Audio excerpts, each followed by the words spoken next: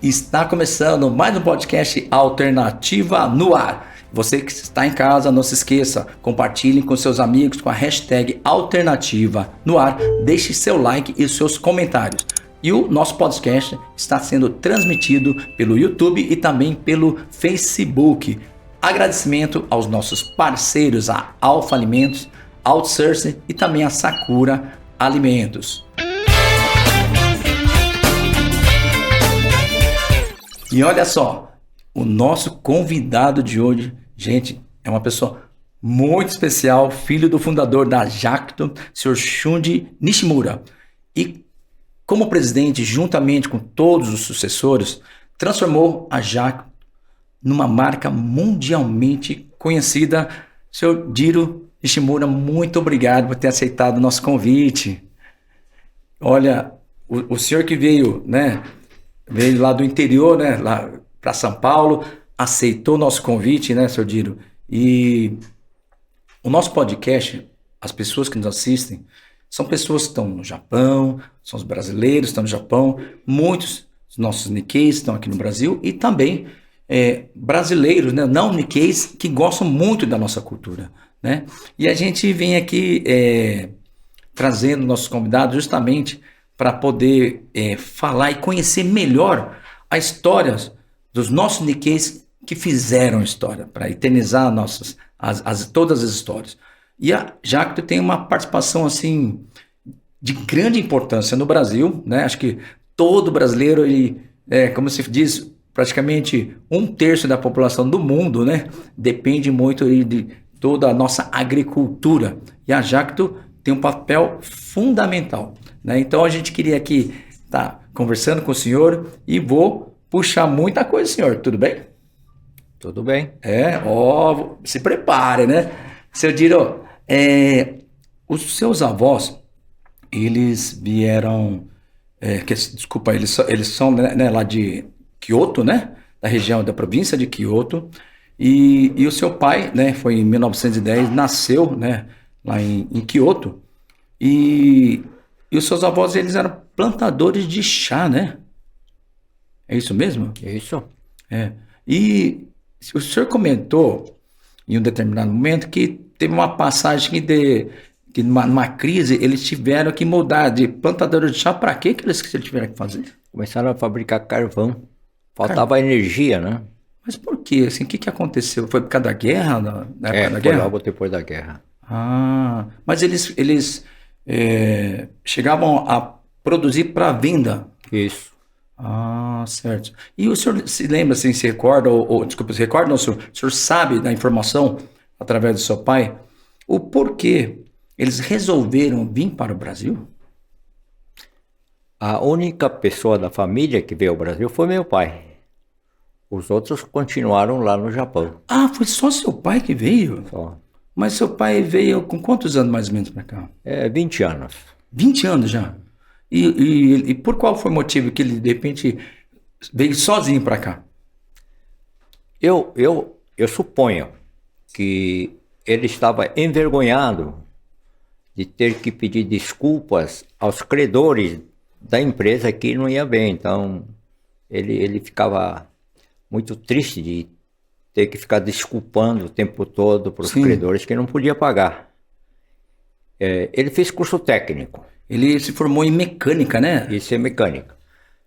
E ele sonhava em ir a algum outro lugar, porque ele não era o primeiro filho. Sim. E no Japão, o primeiro filho que herda. Chonan, né? Então ele decidiu sair porque na época comentava-se que no Brasil dava ouro nas árvores. Sim, que é o famoso pé de café, né? Aquela propaganda, né? Dá ouro nas árvores, né? E o pessoal todo vinha para o Brasil com muita esperança de ganhar muito dinheiro em pouco tempo e retornar para o Japão. E o seu pai, será que ele tinha esse pensamento de que ele vinha temporariamente e depois voltaria para o Japão? Por um período foi assim. Ele colocou todos os primeiros filhos com nome de japonês e registrou nosso nome no consulado. Tá. Então o senhor tem a dupla nacionalidade? Não tem, porque tinha que optar por um ou outro, mas ele, depois que nasceu meu irmão, sim, definitivamente ele percebeu que a terra boa é aqui. e já tirou da cabeça que iria voltar para o Japão. Entendi. Quer dizer, ele veio para cá, né? Que ele se formou em mecânica. Em 1931, né? 32. É o senhor que estudou na escola Rikokai Esperança? Rikokai. É. E o senhor nasceu foi em 1942. 42. E aqui nas aulas, né, no Rikokai, né, você tinha aula de religião e hábitos para onde iria imigrar. Isso é o seu pai que teve Isso. essa... Não, ele esteve nessa escola chamada Rikokai, onde preparavam os imigrantes para o Brasil. Sim. Para amenizar a diferença de cultura do país. Então, ensinava o que comer, como fazer comida, e ensinava as pessoas sobre a religião, porque falou, Brasil é um país cristão. Sim. Então, eles também ensinavam a Bíblia. Ah, é? E o meu pai conta na história dele que ele veio ao Brasil com pouco dinheiro. Ele fala, eu vim só com $100 e a Bíblia. Então, quer dizer assim, nessa época, quando ele estudou nesse Rikokai, que ele teve assim, a primeiro contato com o cristianismo, ou ele já tinha contato antes? Foi aí. Foi nessa época. É. Aí ele já veio para cá, já praticamente um cristão com a Bíblia debaixo do braço. Isso. E $100 só? Bom, dizem, né? Assim, dizia que é pouco dinheiro, né? Sim. Ele fala da história dele que quando chegou em Santos, a comida dele era pão com banana. Banana era a coisa mais barata que tinha, então ele fazia um sanduíche de banana. Ele chegou no Brasil dia 22 de março de 1932, né? Com 21 anos. Aqui falando, trazendo o diploma de técnico mecânico, uma Bíblia e $100, né? E nessa época aqui, então quer dizer que ele chegou aqui, ele não tinha para onde ir trabalhar, então? Bom, a opção de todos que vinham para o Brasil era ir para a agricultura. Tá, já tinha uma fazenda lá que ele foi. E ele veio sozinho. E os fazendeiros preferiam contratar pessoas que tinham família, que tinham esposa. Sim. Então, ele, acho que no início, encontrou um pouco de dificuldade para trabalhar na fazenda. Porque queria pessoas que assim, consolidassem mesmo ali, fincassem raízes naquela... Eles acreditavam que queria ficar raiz. É claro, né? A pessoa que tem esposa para cuidar ou tem filho para cuidar não fica aventurando, saindo de um lado para outro, né? Sim. Porque trabalhar no campo não é fácil, e especialmente o japonês que não está preparado para trabalhar no campo. Mas, finalmente, ele achou uma fazenda e ele ficou trabalhando mais de um ano lá. E o senhor lembra que região? Em Botucatu. Botucatu? É. Sim. Ele lembra que depois de um ano que trabalhou na fazenda, foi lá pedir a conta. Ele queria saber quanto que estava de saldo na conta dele. Sim. E ele percebeu que o que tinha de saldo não comprava uma botina. Que antigamente, justamente, acho que a maioria dos nossos ancestrais que vieram para cá tinha justamente esse problema, né? Que tudo ele era obrigado a comprar na mercearia da fazenda, e no final ele trabalhava o ano inteiro e no final estava em dívida, né? Trabalhava sempre estava em dívida, né? É uma espécie de uma escravidão branca, né? Sim. Aí ele voltou para São Paulo e foi estudar um pouquinho de português, porque a dificuldade de se comunicar, né? E depois disso ele casou. Mas quando ele conheceu a sua mãe, foi também através de Miai também, porque na época só tinha mais Miai, ou ele conhecia uma... Não, você sabe, ele foi evangelizado, tinha Bíblia, então ele procurava as igrejas evangélicas na época, e numa dessas igrejas, que era de japoneses, a minha mãe trabalhava lá. Que legal. Mas esse em Botucatu já não? Não, já é em São Paulo. Já em São Paulo mesmo? É. E, assim, ele também chegou a morar em Petrópolis? Isso antes de casar. Antes de casar? Nas andadas dele, ele foi para Petrópolis e foi trabalhar de garçom. Garçom? Caramba! Perguntaram para ele, você sabe o serviço? Ele falou, sim. Estava mentindo, eu não sabia nada. Mas No primeiro dia de manhã, meu pai já estava no quintal, limpando lá a horta, a parte de flores, né? Olha que legal. Aí a mulher gostou muito dele, dessa atitude. Ele falou, não, a gente ensina. E ele foi aprender a ser copeiro pela mão da dona da fazenda. Mas nessa época, quando ele chegou, né? Que ele chegou aqui com... Foi 21 anos, né? Que ele veio para cá. 22 anos. 21 anos. Ele não sabia falar português, né? E como é que ele se virava? Que ele foi para o Rio, estava lá no interior... Ele chegava a comentar alguma vez com o senhor como que foi essa adaptação dele? Eu falava posteriormente que ele viajava muito pelo exterior, né? Falei, pai, o senhor não fala inglês, como é que você se vira nas viagens? Aí ele batia no bolso assim, falava, se tem dólar, todo mundo atende bem. Esse foi. E assim, e na época que ele trabalhou no café, ele disse que ele trabalhava até as mãos sangrar, né? Para colher café. Colher, né? O fato de a gente fabricar colhedora de café, no momento que a nossa indústria era pequena, e decidiu-se fazer uma colhedora mecanizada de café, é que ele lembrava que quando ele colhia era um trabalho muito árduo, sofrimento que ele ao tinha. Puxar o café, acabava cortando a mão, sangrava a mão. Entendi. Então tinha isso na sua mente e falou, olha, se conseguirmos fazer uma colhedora de café, vai ser muito bom. Então assim, ele já, naquela época, ele já, assim, pela experiência própria, que ele, né, a vivência dele, ele já começava a perceber as necessidades que o Brasil tinha, né? A carência que o Brasil tinha, né? Olha que legal. E, então, aí ele voltou para São Paulo e ele começou a trabalhar como torneiro e soldador? Bom, esse era a coisa que ele sabia fazer. Fez curso técnico, né? Mas juntou com 6 outros, que eram 6 sócios. Sei. E oferecia serviço de reparo, manutenção. O problema é que o que eles ganhavam pelo serviço não dava para manter 6 famílias.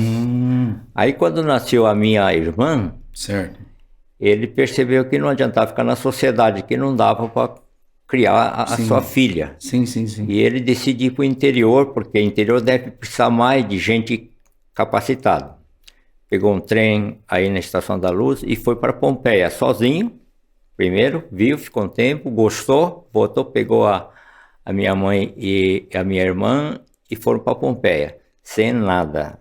Segunda classe, viajou, deve ter viajado umas 18 horas para chegar em Pompeia naquela época.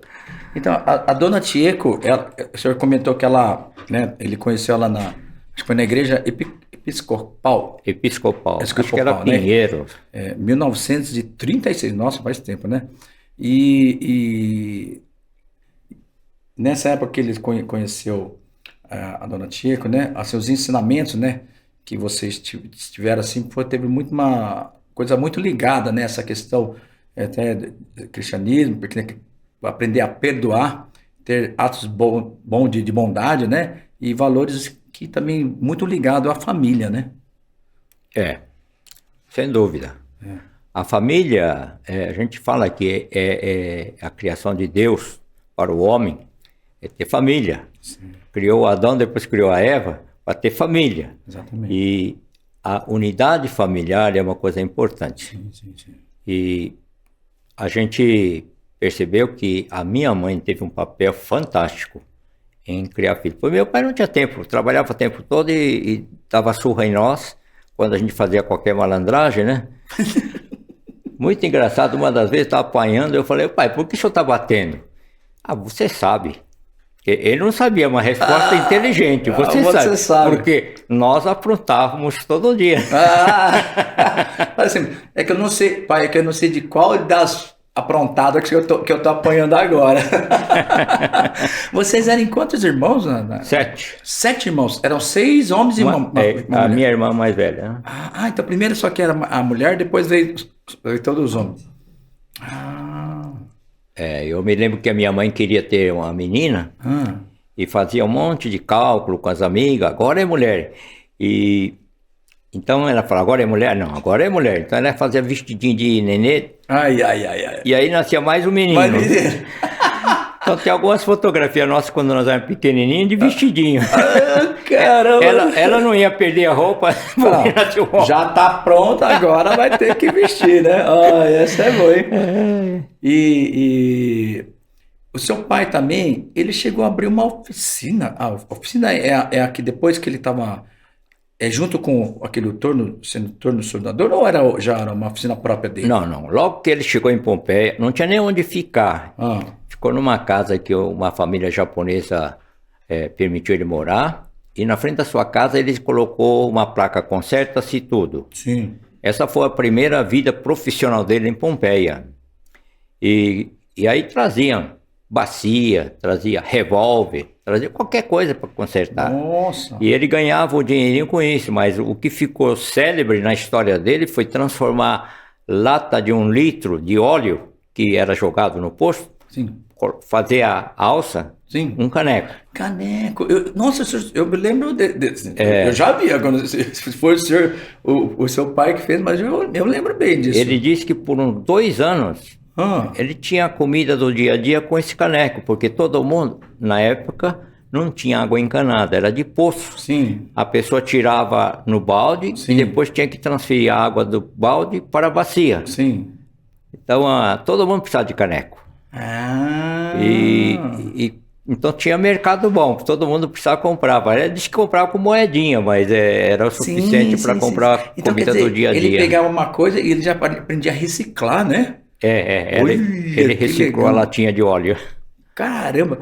E, assim, essa história de ele ir para Pompeia, eu li que aqui em 1939, diz que ele resolveu entrar dentro do trem e ir até o último ponto, que foi Pompeia, né?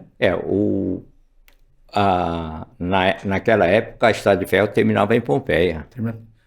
Mas assim, o que deu nele assim, falar, eu vou pegar o trem, vou entrar lá e vou até Pompeia?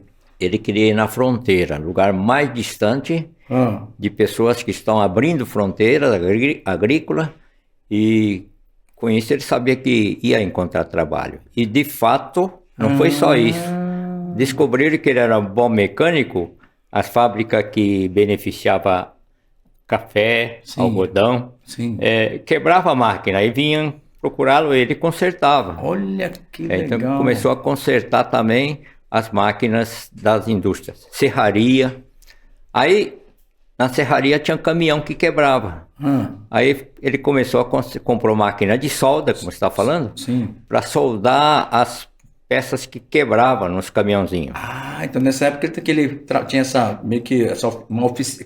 criou-se uma oficina, né? Aí a oficina virou uma oficina mecânica de autos, né? De caminhões. Que até aí não era, ele fazia qualquer coisa. Sim, era conserta tudo, né? Aí focou mais com essas coisas, né? Que precisa de solda, que precisava de torno para tornear. Até que alguém pediu para ele fazer uma polvilhadeira. Polvilhadeira. Antigamente não tinha inseticida líquido, tinha pó. Então tinha que borrifar pó em cima das plantas. E aí ele começou a fazer a primeira polvilhadeira. Isso foi em 48. 48? Quando começou a máquinas agrícolas Jacto. Era a indústria Jacto antes, depois virou máquinas agrícolas Jacto. O senhor nasceu, foi no dia 27 de fevereiro de 1942, que foi anterior a esse episódio, o senhor está comentando, né? Que já, quando... Esse episódio que eu estou contando é 48. 48, mas o senhor nasceu em 42, né? Sim. Esse episódio o senhor já estava com 6 anos, então. A gente vivia dentro da oficina, nós, filhos, né? Andava tudo naquele meio de ferro, de metais. Com 7, 8 anos, meu pai já punha a gente para trabalhar, para ajudar, para cortar pedaço de ferro. A gente tinha muita intimidade com aquilo. Sim. E eu me lembro de um episódio muito interessante, como meu pai educava os filhos. Um dia falou, pai, compra peão pra gente. Peão? Aquele do barbante lá. Tem madeira aí, você torneia. Nós tivemos que botar um caixote para poder chegar ao nível do torno, prender o torno e começamos a fazer na mão, né? Nossa! Aí passou o torneio e falou, o que vocês estão fazendo? Nós estamos querendo fazer um peão. Não, muda aqui, inclina aqui que você vai fazer o cônico certinho. Puxa, eu não sabia que isso era tão fácil. Começamos a produzir o peão através de uma coisa que um pai deixar um garoto de 10 anos mexer na máquina, né? Mas meu pai, desde pequenininho... Mas assim, é muito interessante, né? Que hoje é impensável, né? A gente falar assim, deixar uma criança de 10 anos, liga o torno aí, se vira aí, faz o seu brinquedo, né? Porque já tá tudo pronto também. Mas esse contato, né, que o senhor teve com a máquina, né? E o senhor também diz que tinha uma particularidade, que diz que era só ter uma chave de fenda, o senhor queria já desmontar as coisas, queria entender o mecanismo das coisas, era isso mesmo? É isso mesmo. Eu tinha muita curiosidade de saber como funcionava. Então, quer dizer, se o senhor ganhasse um carrinho de brinquedo, quando seu pai vai vendo daqui uma hora, tava a roda toda desmontada assim. Com certeza. Aí depois o senhor ia lá e tentava montar tudo de novo para entender. Foi o caso que, quando eu já estava um pouquinho mais de idade, também foi consertar a bicicleta. A catraca parou de funcionar direito, né? Patinava. Eu desmontei a bicicleta e fiquei olhando e eu não conseguia montar de novo. Desmontei, não conseguia montar. Bicho! E eu fiquei com raiva, comecei a chorar, porque não conseguia montar aquilo, né? Aí nesse momento meu pai passou lá e falou, o que foi? Eu falei, eu não consigo montar esse negócio aqui. E meu pai olhou, aquela peça tá errada, tá de lado contrário. Aí eu botei do lado certo e que montei direitinho, fiquei feliz da vida. Ai, que legal. Desde pequeno tá ensinando a gente. Naquele tempo, né, quando o senhor era na infância, né, assim, foi tempo difíceis para vocês, né, e até comer um pão com mortandela era motivo de festa, né?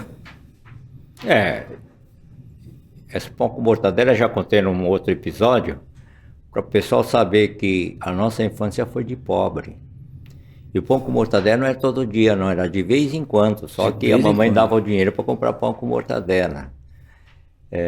Nós somos de família pobre e eu queria comprar um sapato, não podia comprar o sapato que eu queria num período. Queria que comprasse uma bola, eu não comprava. A gente tinha que fazer economia para a gente comprar a bola.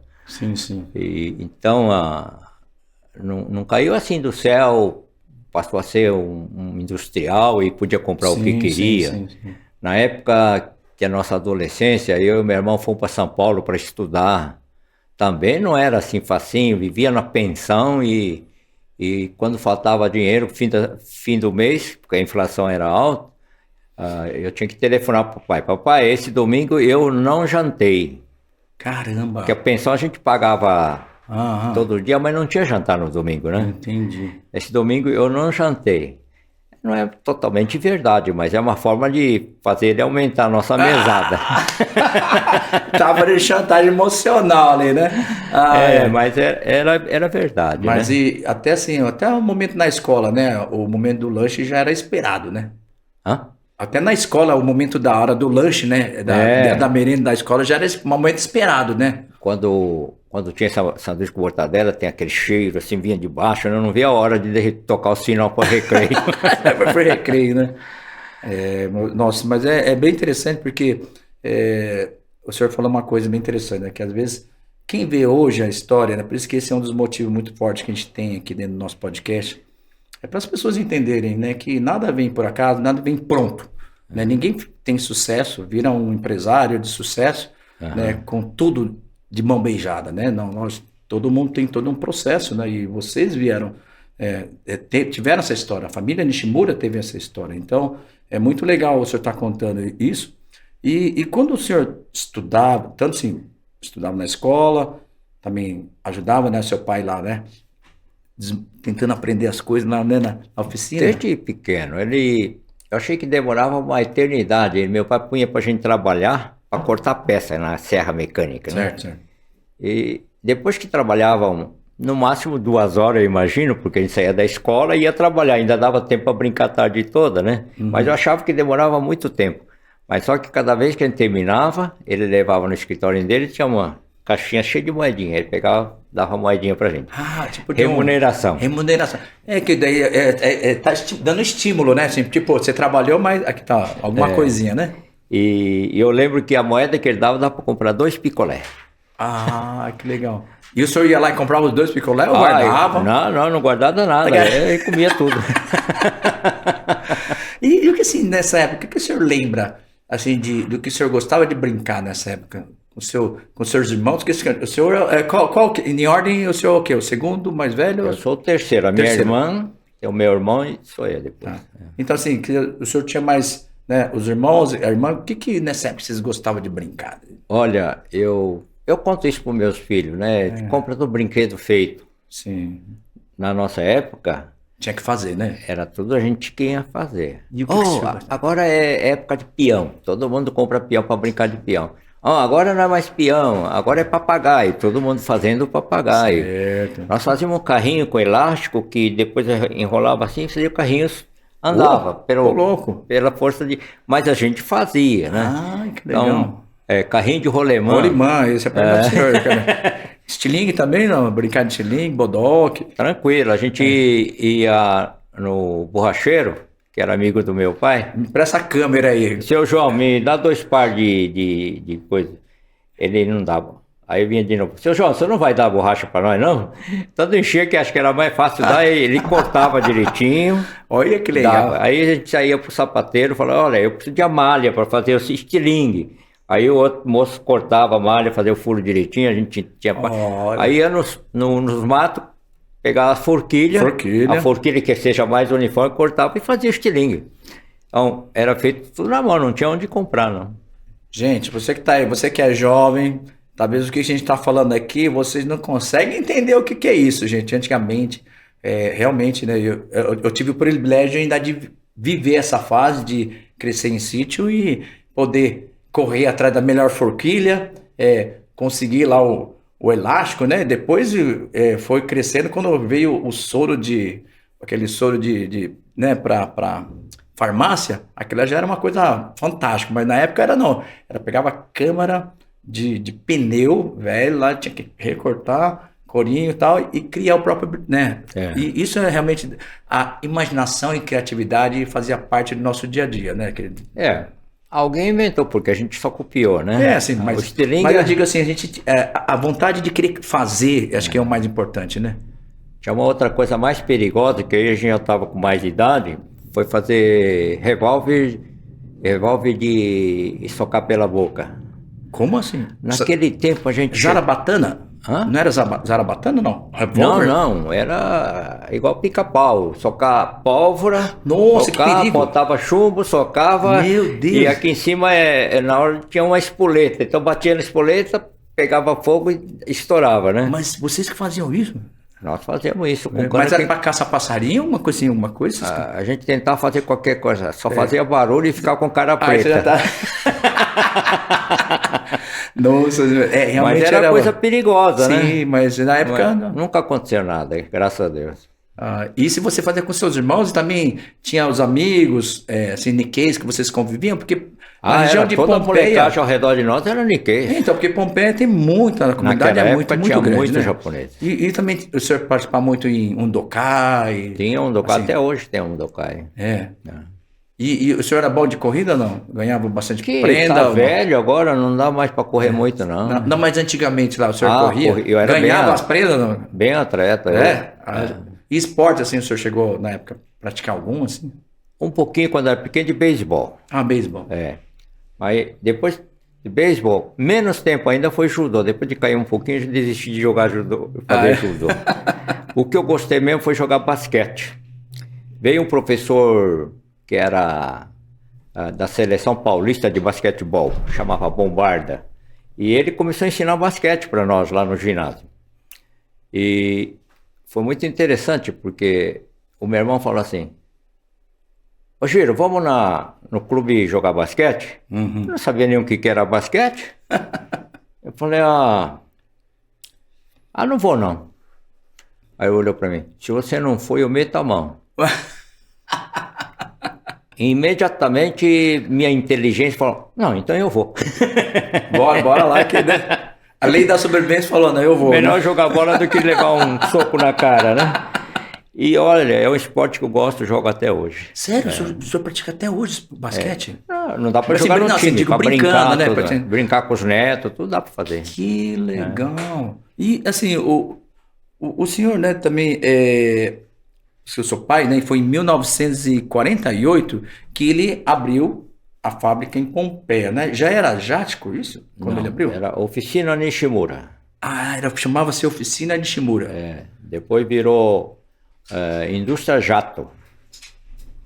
Jacto. Jacto. Já veio o nome Jacto, né? Isso em 50. 1950. Agora, assim, duas perguntas. Primeiro, por que o nome Jacto? É porque na época começou a sair aqueles Comet na Inglaterra, Sim. os primeiros aviões a jato, Certo. que explodiam no ar. Ah, E a explosão acontecia porque dava fadiga na fuselagem. sim, E sim, descobriu-se que era fadiga e botaram, mudou o material, né? Certo. Acabou. Mas aí o avião voava assim, deixava aquela fumaça branca. Aquela linha. E a né? polvilhadeira era de pó e fazia assim e saía fumaça branca. Então essa similaridade, né? Virou jato. Mas como não dava para patentear jato, porque é o nome comum, pôs um C. C. Então quer dizer, olha que interessante. Jacto. Então veio daquela imagem que vocês viam, daquela nuvem que os jatos Do deixavam. avião né? jato, isso. E o símbolo trevo? Esse é o símbolo lá do Japão, da família do meu pai.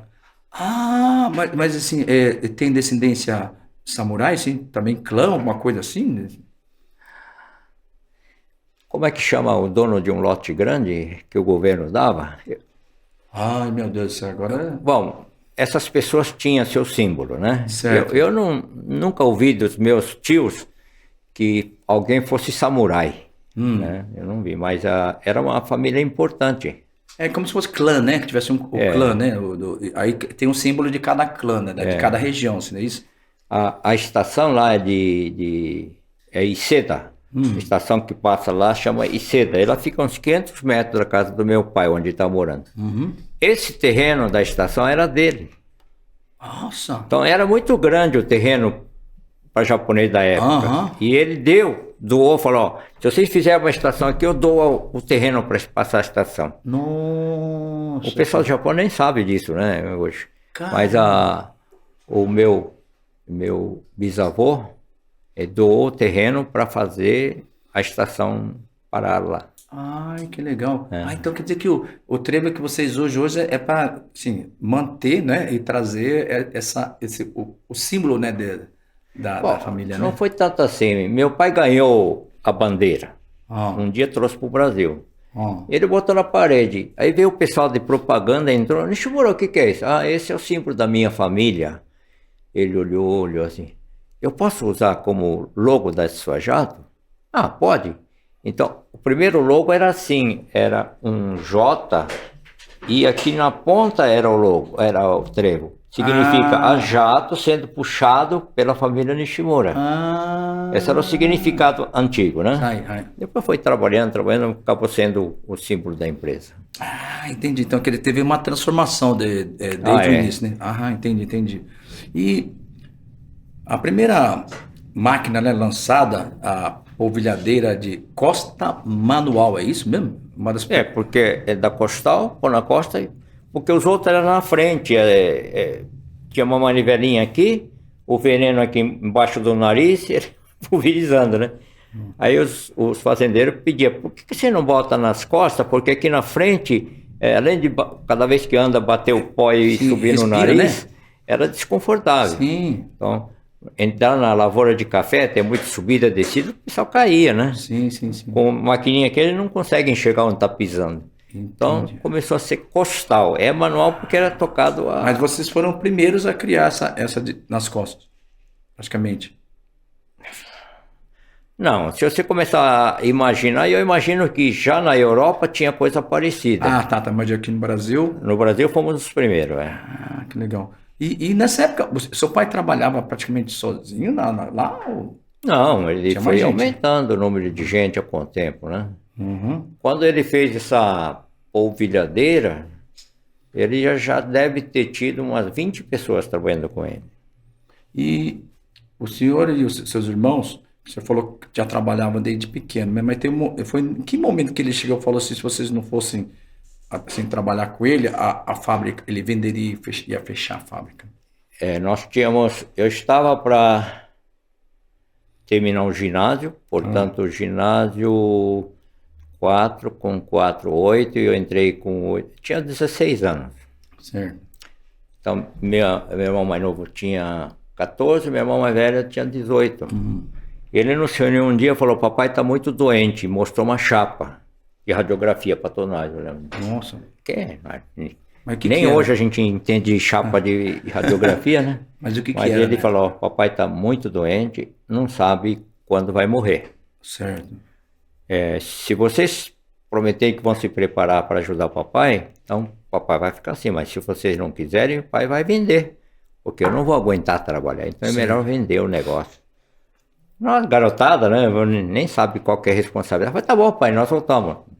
E assim começou a história dos filhos serem incentivados a trabalhar, a estudar para voltar para a empresa. E eu fui fazer curso técnico em São Paulo para voltar depressa, que ele queria velocidade, que alguém voltar para trabalhar com ele. Por isso que eu sou o terceiro filho, mas fui o primeiro a suceder meu pai. O meu irmão já tinha terminado o científico, estava já para entrar na engenharia. Certo. Então, ele já seria perda de tempo voltar e fazer o curso técnico de novo, né? Sim, sim. E foi por isso que acabou voltando. Mas eu tinha muito mais, assim, gosto por coisas mecânicas, né? Ele percebia isso. E o senhor foi estudar máquinas e motores, é isso? Aqui na Escola Técnica Federal de São Paulo. É? Curso de máquinas e motores. Mas já pensando assim, de absorver conhecimento para quando eu voltasse lá para estar trabalhando lá junto. A gente aprendeu trabalhando. E assim, o senhor começou, né, em 1961, com 19 anos, né? O senhor começou já, operava máquina, torno, fresa, laminadora, né? E nessa época a fábrica tinha praticamente já 80 funcionários, é isso? Tinha o quê? Já tinha 80 funcionários e o senhor já trabalhava todas essas... Quando eu voltei com essas máquinas que você está falando, a empresa tinha 80 pessoas. O senhor voltou, assim, trouxe as máquinas para a indústria, é isso? Não, eu não fiz nada, meu pai que comprou tudo. Sim. Eu voltei de São Paulo, terminando o curso, e comecei a trabalhar. Ele me colocava em cada máquina para aprender como usar. Entendi. Se você não sabe usar, como que você vai mandar? Sim. Então, Mais ou menos tinha que passar assim, em todas as máquinas, né? Passei por todas as máquinas. E toda máquina nova que chegava, ele mandava eu montar. Então, o caso típico foi uma injetora de alumínio, que é uma máquina um pouquinho mais complexa na época, que não conseguia fazer uma caixa de engrenagem que estava proposto a fazer. Aí ele falou, vai lá ver o que está acontecendo, lá ver se conserta. Ele me deu um manual dessa grossura da máquina, escrito em inglês. Nossa. Ainda bem que eu tinha estudado inglês enquanto estava em São Paulo. Sim. Com um dicionário a gente se virava. E olhando todo o circuito, como funcionava, acabei descobrindo que lá tinha uma figura que é alguma coisa parecida com válvula. Tem que procurar essa válvula, procurar até que encontrar meio escondido uma válvula. Vamos soltar um pouquinho, que soltou um pouquinho, o pistão começou a andar mais rápido. Era aqui a solução. Que legal. E aí começou a fazer peças direitinho, né? Esse foi um dos aprendizados que talvez tenha dado tranquilidade para o meu pai me mandar para a Alemanha. Em 64 fui para a Alemanha buscar máquina de plástico. O senhor teve que ficar 4 meses lá, né? Praticamente. Eu fiquei 4 meses na Alemanha. Mas lá o senhor usou mais o inglês, teve que aprender o alemão? Eu não sabia nenhuma língua bem feita, mas dava para se virar. Espanhol ou inglês. O alemão eu estudei 4 meses, mas não era suficiente para ter boa comunicação. Não.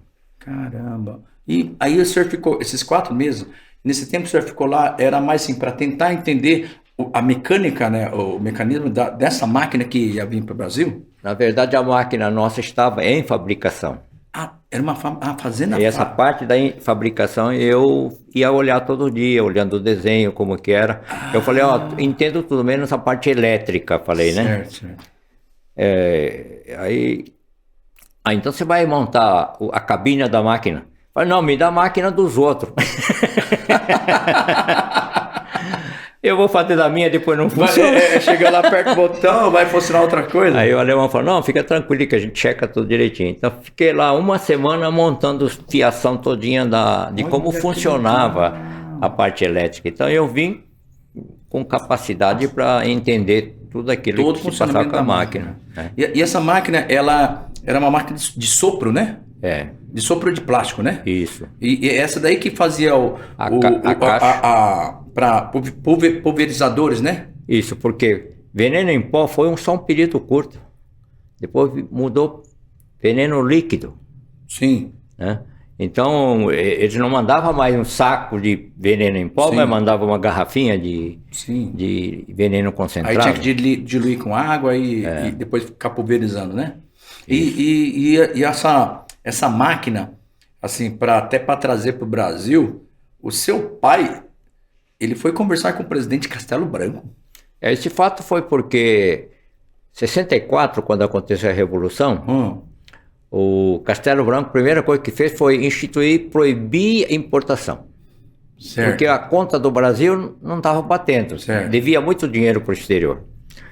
E o meu pai foi lá falar com o Castelo Branco, porque o ministro da Agricultura era amigo do meu pai. Ele era o diretor da Luiz de Queiroz, a Escola de Agricultura Luiz de Queiroz de Piracicaba, era amigo do meu pai. Olha que legal. Ele falou assim, vem aqui que eu apresento para o Castelo Branco. E o Castelo Branco atendeu ele. E ele falou, olha, eu não sabia dessa regra que vocês fizeram, mas a máquina já está pronta, já está para embarcar. Eu não tenho outro dinheiro, que eles exigiam 100% de imposto de importação. Meu Deus. Teria que ter o mesmo valor da máquina para coisa. Mas eu vou fazer uma máquina que vai exportar bastante. E aí ele falou, vocês vão exportar? Claro, vamos exportar bastante esse pulverizador. Sim. Aí ele pegou num papel, passou, falou, fala com o secretário do Cassex lá, fulano de tal, lá no Rio de Janeiro. E assim ele conseguiu liberar depósito compulsório, que era 100% do valor da máquina. Nossa Senhora. Caramba, então seu pai chegou até a presidente da República para poder pedir aí a isenção, né? Caramba. Ele falava assim que em nenhum lugar do mundo aconteceria isso. Então, né? Que coisa interessante. E essa máquina, assim, ninguém tinha no Brasil, né? Vocês foram primeiros. Aquela máquina era as primeiras a ser lançada no mundo. No mundo? É. Era a maior máquina que existia no mundo. E essa época que o senhor ficou os 4 meses, como é que foi essa adaptação lá? Comida, ficar sozinho? Foi a primeira vez que o senhor saiu assim, ficou sozinho fora do país? O pessoal lá cuidava bem da gente, né? A gente garotinho, chega lá o garotinho de 21 anos e ficava olhando assim, pensava que se eu levasse a gente para passear, resolvia o problema, né? Aham. Depois de um mês, mais ou menos, eu mandei uma carta pro meu pai que eles não ensinaram nada até agora. Aí foi uma carta dos representantes desse fabricante para lá, dando uma bronca para ele, né? Sério? Aí o diretor começou me chama e falou, Giro, você não está gostando daqui? Eu falei, eu tô. Você não está sendo bem tratado? Estou. Então por quê? Ele mostrou a carta, né? Aí eu li a carta. Ah, entendi. Quando eu vim para cá, falei, havia uma promessa que vocês iam me treinar para que eu, quando voltasse ao Brasil, não tivesse problema. Sim, sim. Só que até agora, um mês, vocês me levaram foi para passear. Eu gosto de passear, falo, mas eu não quero voltar para o Brasil. Para absorver conhecimento. Eu voltar para o Brasil e falar, o que você fez? Só passei. E aí o diretor falou, olha, eu não posso botar um funcionário meu para ficar com você para ensinar. Eu falei, mas você me dá uma liberdade de entrar na fábrica, você me dá uma liberdade de ler todos os desenhos, você me pega pelo menos um engenheiro que fala inglês para eu poder botar as minhas dúvidas? Pode. Então tá bom. Nos próximos 3 meses aprendi tudo. Caramba. Passando de setor para setor. Então o senhor ia andando lá no meio lá e perguntando, o que é isso e tal, e colocando lá para... até a mão na massa. Você falou que fez a parte elétrica da máquina, né? Trabalhou na parte de montagem de cabinas elétricas, né? Caramba! Mas não era nada tão difícil, né? Desde que você acompanha. Desde que você queira, né, aprender, né? O senhor tinha uma meta, né? De ir lá e voltar, né? E tem uma observação interessante dessa máquina, que ela produzia esse galão, né? Esse pulverizador. E ela tinha esse sopro, né? Esse sopro aí, e produzia uma peça até de boa qualidade e que não quebrava, né? E diz que vocês podiam para demonstrar para na hora de vender, diz que pegar um martelo e bate. É verdade isso mesmo? Porque até aí o plástico era considerado uma coisa frágil. Sim, sim. Nós trouxemos para o Brasil o material de ponta que estava sendo desenvolvido na Alemanha. Certo. E com esse material a gente conseguiu produzir uma peça que não quebra. Amassa, mas não quebra. E o pessoal não acreditava, porque até aí tinha pulverizador de metal. Sim. Então, você bate com o martelo no pulverizador de metal para ver o que acontece, né? Sim. Aí punha de plástico, não quebrava. O nosso vendedor sempre andava com o martelo e falava, se quebrar, te dou uma máquina nova. Ele batia, não quebrava, nunca. Eu estou falando de tecnologia alemã. Caramba, que legal. E com isso, a empresa cresceu muito nessa época. Entendi. Porque junto com o pulverizador de inseticida, também entrou herbicida. Aí, de repente, o mercado dobrou de tamanho. Entendi. E foi nessa época também que, assim, até mesmo o mercado, assim, o Brasil, né, o agrobusiness no Brasil começou a ter esse crescimento, e vocês já vieram junto nessa época ou estava iniciando ainda? O Brasil estava em passos lentos ainda na agricultura? Nessa época ainda era lento, era coisa muito interno, né? Era mais interno. A agricultura é estado do Paraná e Rio Grande do Sul, na época. São Paulo? São Paulo é mais diversificado, né? Sim. Tem de tudo. Mas era só por aí, era um mercado pequeno. E o grande cliente eram os cafeicultores. Tá. Paraná, até a época da geada, né? Mas foi geada antes da geada, né? Foi antes da geada que vocês começaram a ter esse pulverizador, né? Eu me lembro, assim, que o meu de Charlie tinha plantação de café lá em Arapongas, e eu me lembro deles usarem esse nas costas, né? Que era um ferrinho assim, e ficava jogando no café assim, né? É isso daí, né? É isso aí. Então foi antes da época da geada que vocês já estavam com já os pulverizadores para cafeicultores do Paraná. Então estava em passos lentos ainda, né? E o senhor, né, seu pai, né? Ele se impôs muito uma pessoa muito criativa, né? Assim, e lançava produtos assim de acordo com o local e época, né? Ele conseguia enxergar essa necessidade, ele conseguia identificar, né, as necessidades de cada local e época. Sim.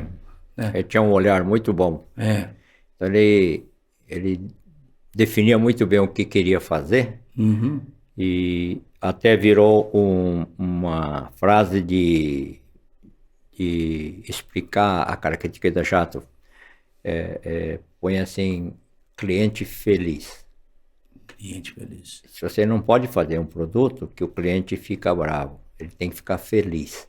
Então, o cliente tem que ser bom, tem que dar garantia, não pode ficar quebrando toda hora. Essa era a qualidade da máquina, desde o comecinho. Até hoje é o mesmo valor. Olha que legal. Eu vou ter até... Eu sei que vocês, né, a Jacto tem vários, né, valores aí que procuram ensinar para todos os funcionários, que eu quero comentar aqui. E, seu Diro, em 1972, o senhor se tornou superintendente da Jacto, né? E daí nessa época de superintendência, o que mudou para o senhor em termos de trabalho lá na Jacto? Eu fiquei quase louco. Não estava preparado para assumir isso.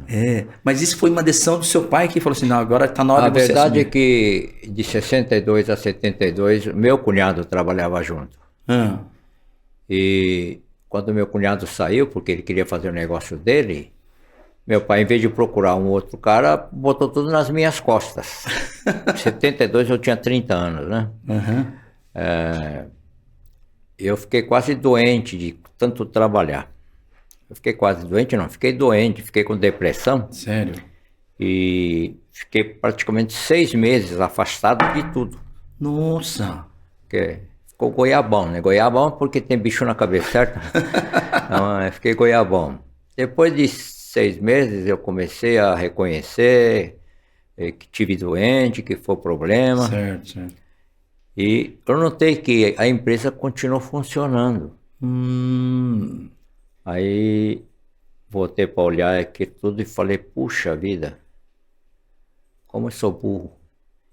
eles sabem fazer as coisas. E eu achava que tinha que centralizar as coisas na minha mão. Sim, sim, sim. Aí fiz uma frase: todo mundo é inteligente, desde que você dê as informações necessárias. Sim, olha que legal. E assim, daí para frente, ficou muito fácil para mim delegar funções. E foi nessa época que o senhor falou, 72, o senhor assumiu a superintendência. O senhor ficou 6 meses parado. Em 1973, foi montada a primeira diretoria da empresa, né? Que é com mudança de gestão familiar para gestão com grupo de diretores. É justamente por essa experiência do senhor ter se afastado, quando o senhor voltou que montou essa gestão de diretores? Meu pai veio e falou assim: Giro, vamos diminuir a empresa, acho que está muito pesado para você. Certo. Eu falei: tá certo, mas tem outra solução também. Para qual que é? Não, podia montar uma diretoria. Departamentos, né? Aí ele falou assim: então, contratando. E essa foi a minha experiência de vida dolorosa para falar, porque eu não tinha experiência de estrutura organizacional. Certo. Era uma empresa feita de cabeça do pai para o filho, filho para os funcionários. De repente, nós temos que fazer a separação de funções dentro da empresa e procurar as pessoas adequadas para cada função. Certo. Isso foi um aprendizado tremendo. Em 81, estamos em 70, você quer mais alguma coisa aí? Em 1979, que foi justamente o lançamento da colheitadeira de café, a pedido da Secretaria da Cultura, né? Até com a presença do vice-presidente da República, o senhor Aureliano Chaves, né? Não, esse aconteceu mais ou menos em 1973. Mais ou menos em 1973, a Secretaria da Agricultura pediu para a gente fazer a colhedora de café. Mas não, até então não existia. Não. Que justamente aí vinha a lembrança do seu pai, né? Puxando o café e machucando a mão, né? Ele falou: secretário, tá cheio de empresa grande em São Paulo, nós somos muito pequenos, nós não temos condição. O secretário: não, você tem condição, os outros não vão fazer. Olha que legal. E aí ele aceitou o desafio porque lembrava de como era árduo o trabalho da colheita de café. Em 79, nós estávamos mostrando para as autoridades, fizemos 5 réplicas da máquina colhedora e mostramos para as autoridades, onde o vice-presidente da República esteve junto com a gente. Teve diversas outras autoridades, né? Então levou 6 anos para você, entre desenvolvimento e fazer a primeira apresentação? 7 anos. 7 anos. Caramba! Depois disso, foi questão de multiplicar a experiência. A grande resistência não era de nós quem fabricava, mas de quem ia usar. Os cafeicultores rejeitavam a ideia de ter uma colhedora mecanizada. Uhum. Mas aí o governo estabeleceu as formas de plantio, as dimensões, para que pudesse mecanizar. Sim. Então, Assim, tudo aquilo que não dava para passar, né, com a máquina, e o pessoal falava que ia estragar o cafeicultor, estragava mesmo se tivesse passado num lugar apertado, né? Aí começaram a dar uma largura maior. Mas baseado na colheitadeira de vocês. Não. Praticamente, né? Se for pensar, né? Não, tá certo, mas não era só isso. Tinha que passar a máquina para pulverizar, coisa aí. Tinha que passar um tratorzinho estreito no meio da rua antes. Entendi. Praticamente o café se juntava, né? Então foi nessa época que, assim, se você for ver hoje as plantações, né, de café, você vê aquelas linhas lindas, bonitas, né? Então antes era tudo bará-bará, né? Vamos dizer, tudo de qualquer jeito, né? Aí, devido às necessidades dos maquinários, que teve que começar a criar os corredores, né? Com certeza. Tinha o IBC, lembra? Sim. O IBC dava financiamento, mas exigia que estivesse dentro de algum padrão. Das normas. Antes plantava 4 mudas cada cova. Depois tinha que plantar uma cada covinha, um atrás do outro em renque. Caramba. Porque para a colhedora não devia ter abertura, tinha que ser seguido. Entendi. Olha que legal. E foi por causa disso que, assim, a Jacto, né, devido a essa colheitadeira, acabou ficando conhecido mundialmente, né? Porque foi meio que uma novidade isso no mundo. Nós ganhamos um prêmio de reconhecimento da Sociedade ou Associação de Máquina Agrícola do Japão. Nossa, que legal. Em benefício à agricultura, que a mudança enorme que se colocou na confeiticultura do café devido à colhedora. Certo. Hoje o Brasil é super competitivo em café porque a colhedora existe há algum tempo. Sim, sim. E nos outros locais eles continuaram com plantação antiga, nas encostas, lado virado para o sol e também sombreado. Então, não dá para fazer colhedora num lugar desse. Sim. Que a velocidade é totalmente diferente, né? Tem uma velocidade bem maior mesmo, né? Para poder colher. Como nós tivemos que montar toda uma equipe para fazer uma colhedora, que já era um equipamento um pouco sofisticado, aí não pudemos fazer outras máquinas. A revolução da agricultura acontece com a informática. Sim. E essa informática começou a acontecer 10 anos atrás. Sim.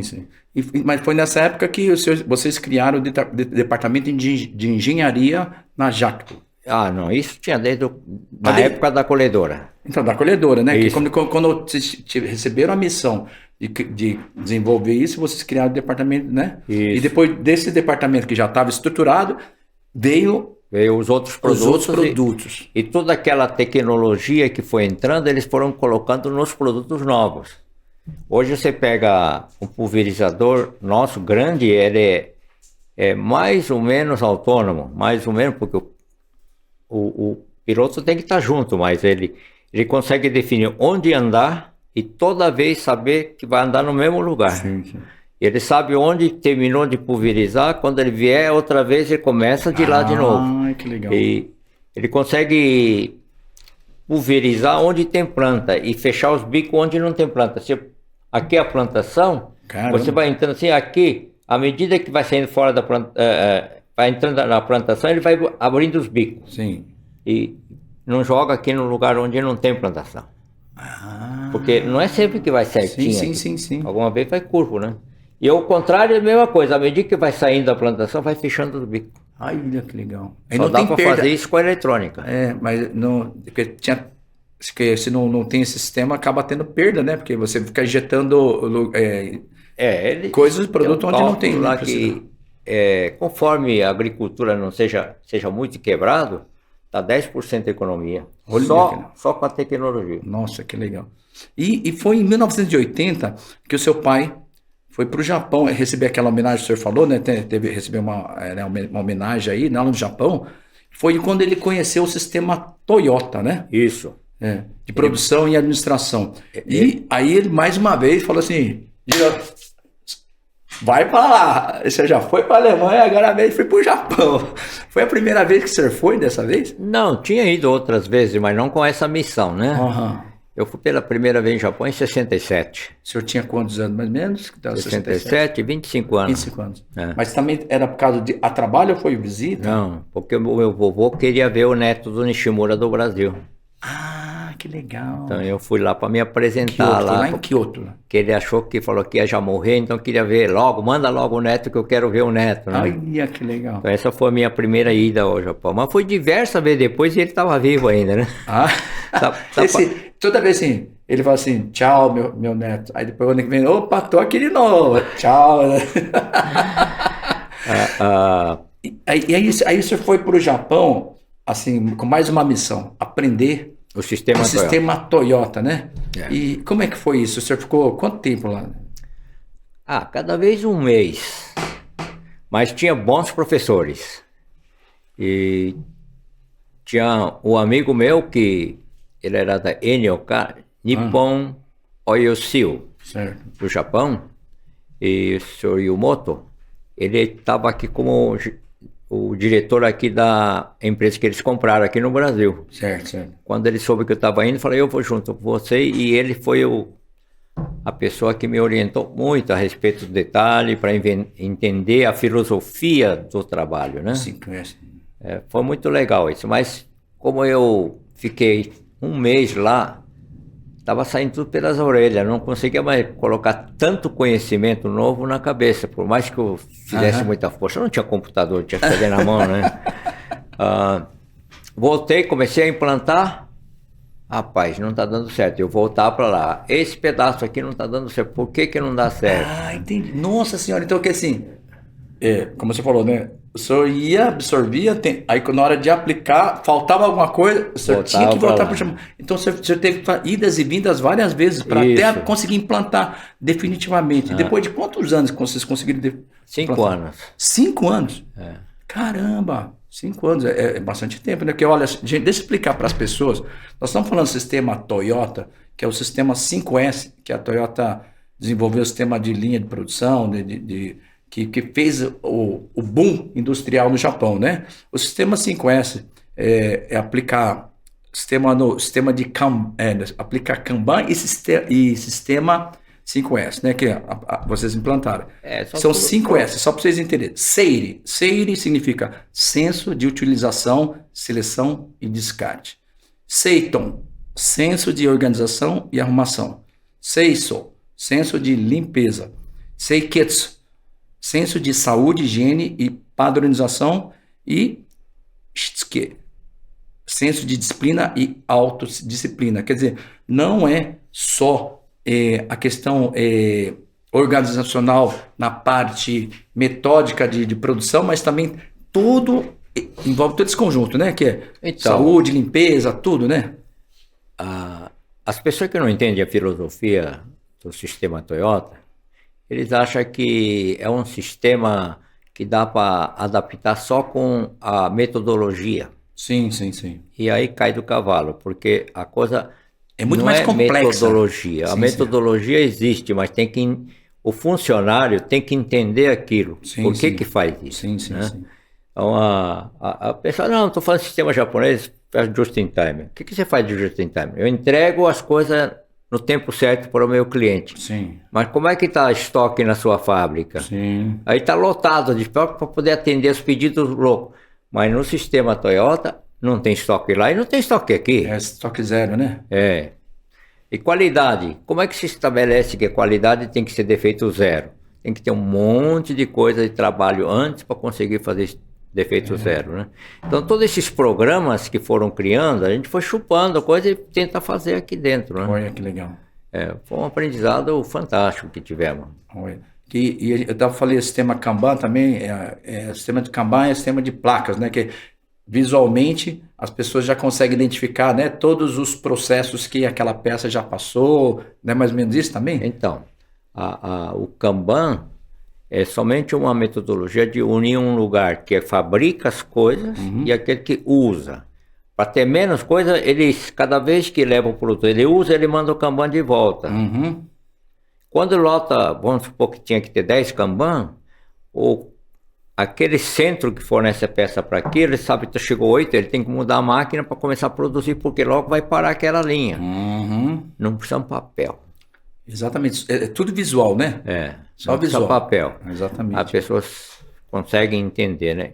Mas tem uma palavrinha que eu reputo como mais importante do sistema Toyota, que nem Toyota sabe se isso é verdade, né? Mas eu falo aqui, ele tem uma palavra que fala assim, tudo que você começa tem que terminar. Sim. Você não pode fazer uma parte da coisa. Sim. Se você faz uma parte da coisa e entrega para o outro, daqui a pouco tem 3 operações que se fazem naquela peça, ninguém tem mais responsabilidade. Ele fala, então tem que montar a estrutura de tal forma que a gente chama de célula de manufatura, a peça inteirinha é feita aqui, aprovado, na quantidade certa, no tempo certo, e vai para lá. Olha que legal. Fazer isso, você tem que mudar a empresa inteira. A estrutura da empresa muda tudo. Sim. E depois que vocês implantaram o sistema Toyota, assim, vocês sentiram já em relação à produtividade, à lucratividade, isso mudou a Jacto depois que foi implantado? Vocês sentiram essa diferença? Bom, então você deu a resposta do sucesso.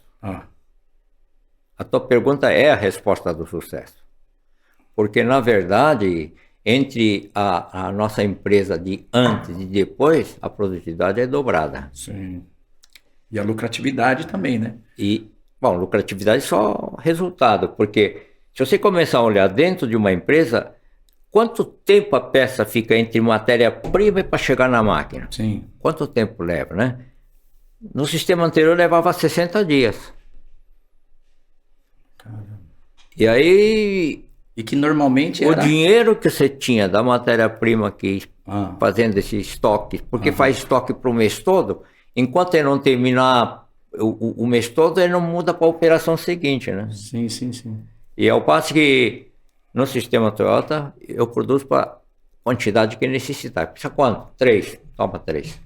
E não tem estoque aqui. Sim, sim, sim. Isso com Kanban, com velocidade, com estrutura da seção. Mas a questão de velocidade, vamos dizer, o senhor falou, é mais ou menos 60 dias entre início e fim, o senhor falou? É. E antes disso, de implantar o sistema, era quantos dias, mano? Não, 60 dias era antes. Ah, 60 dias era antes. E depois que implantou? Agora nós chegamos a 17 dias. Uau, criou um. Olha, diminuiu, vixe, tá um quarto do tempo, 25%. Mas é um quarto, não é só do tempo, é um quarto de estoque que fica parado. Sim, sim, sim. O Porque é dinheiro parado, né? Maior ganho é o estoque que É o fica capital parado. de giro, né? Você não precisa ter o tanto capital de giro, né? Aí o capital de giro fica Diminua, menor, sim, o retorno fica maior. E quando o senhor foi para o Japão, essas idas e vindas, vocês que atuam, né, na área da agricultura aqui no Brasil, né, da parte, como é que o senhor vê essa questão da agricultura lá no Japão? O senhor vendo assim, como que lá não tem espaço, né? Não tem espaço, mas como é que você chegava a prestar atenção na questão de agricultura lá no Japão? Como eles trabalhavam, o sistema do Japão? Você teve essa oportunidade? Não, eu não conheço isso, mas Japão, a conversa é que é agricultura de chan e bachan. De Chan e Bachan. Né? E eles fazem agricultura, na maioria, para o imposto do governo sobre a terra não cair sobre eles. Se eles fizerem, sim. Então, Se tiver parada, então fica mais de caro. tchan plantando alguma coisa para não dar a multa de mau uso da terra. Sim. Então, tudo é pequeno, não dá para comparar. Você pegar uma máquina que nós estamos fabricando, não dá para usar não lá, tem é como muito usar, né? grande. E o senhor sabe que tem até conhecimento que o senhor conhece aí o rei da cebolinha, né? O Walter Saito, né? Que lá de Eu conheço Saitama. ele. Ele é grande amigo, passou aqui também, foi nosso entrevistado, conheci ele, amigo meu de infância lá de Londrina, que também ele tinha justamente essa questão de mentalidade de tudo maquinário, né? Maquinário, pegar todos esses lotes de Tiambachan e ele foi agregando e hoje é conhecido como o rei da cebolinha. Walter, um grande abraço aí, né? Diz que o senhor foi lá visitar ele, né? Foi? Foi conhecer lá, né? A plantação lá em Saitama, né? E o Brasil tem todo esse espaço que cada vez está crescendo mais aqui no Brasil, né? E foi em 1979, em novembro, 16 de novembro de 79, foi criada a Fundação Shunji Nishimura, né? De tecnologia em Pompeia, é isso? E essa fundação, qual era o trabalho que a fundação fazia? Que faz até hoje, né? Tem ainda a fundação. O meu pai, quando deixou a função, Ah, ele tinha 70 anos, portanto tem 80, ele deixou tudo. E falou, vocês tocam, agora eu não trabalho mais aqui. E quando ele ficou sem fazer nada, ele não gostou da história de ficar sem fazer nada, mas ele tinha um ideal de formar pessoas para poder tocar agricultura. Porque Olha, a vida toda dele aham. foi dependendo da agricultura. Sim. Então falou, eu preciso devolver para a agricultura técnicos bem formados, que é o único presente que eu posso dar que eu sei que vai valer. Se eu der dinheiro para a fundação, em outros lugares, organização, vai sumir e sumiu. Certo. Ao passo, a pessoa formada, a vida toda O ela vai estar conhecimento progredindo. vai passando, né? E aí ele fez a curso de máquina agrícola, máquinas agrícolas, e era técnico agrícola, o que cabia bem para aquilo que ele estava querendo fazer. Ele queria formar 300 técnicos bem formados. E a escola técnica era interno e não podia sair. Se fizesse alguma falha, ele perdia a saída. Tinha uma saída por mês. Nossa. E com isso era bem duro a vida dos alunos. Não era mole. Entendi. E assim mesmo eles aprontavam, né? E ele formou 830 alunos. Caramba! Mas todos técnicos, né?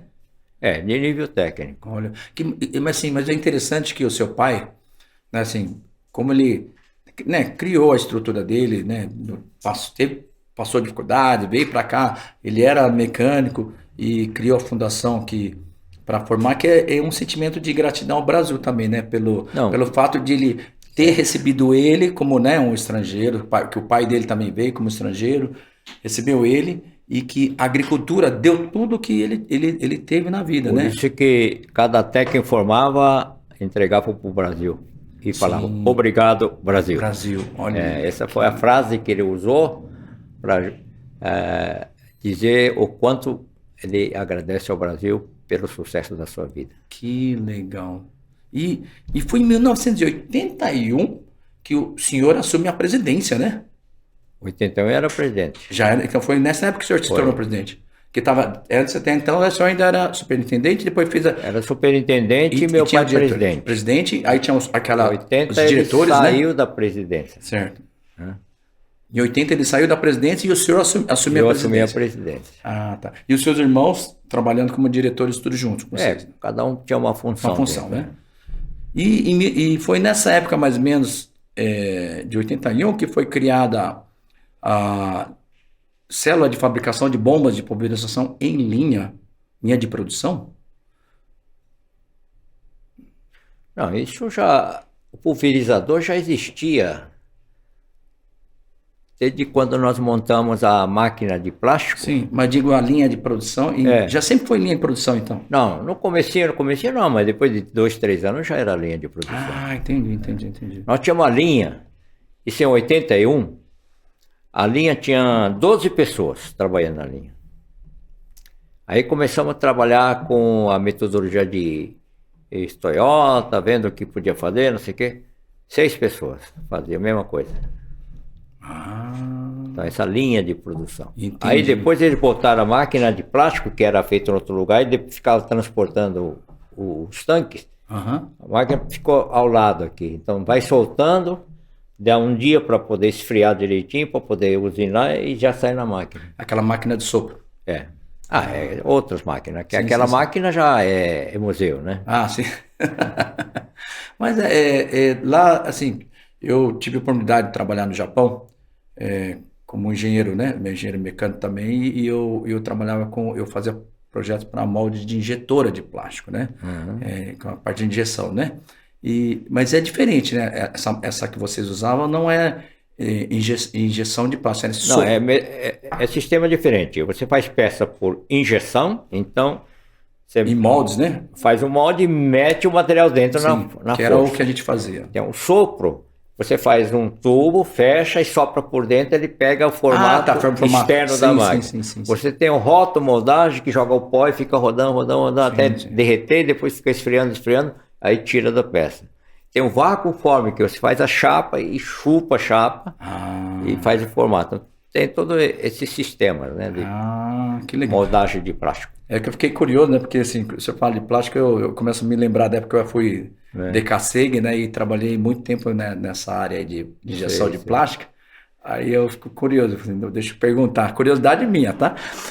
Bom, em 1998, a Jacton entra na era da agricultura de precisão, lançando um controle eletrônico de pulverização, né? Sim. E em 1999, torna-se a primeira empresa a apresentar na AgroShow em Ribeirão Preto o equipamento de precisão com sensores guiados por GPS, que é o que o senhor estava comentando, né?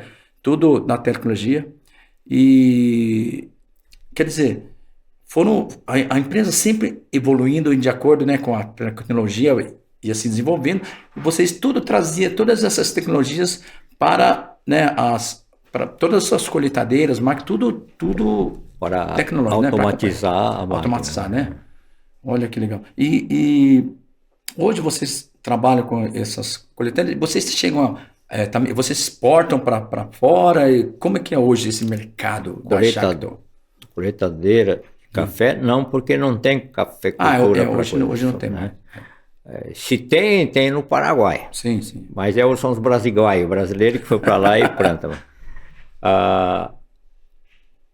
As máquinas que tem todo esse desenvolvimento com controle eletrônico vêm a facilitar o trabalho do funcionário. Suponhamos, se você vai num trator e e você está puxando um pulverizador de carreta traseira, a sua máxima capacidade que você pode andar é a capacidade sua de andar na linha sem sair da linha, você não pisa a planta. Sim. Bom, pisa a planta toda hora.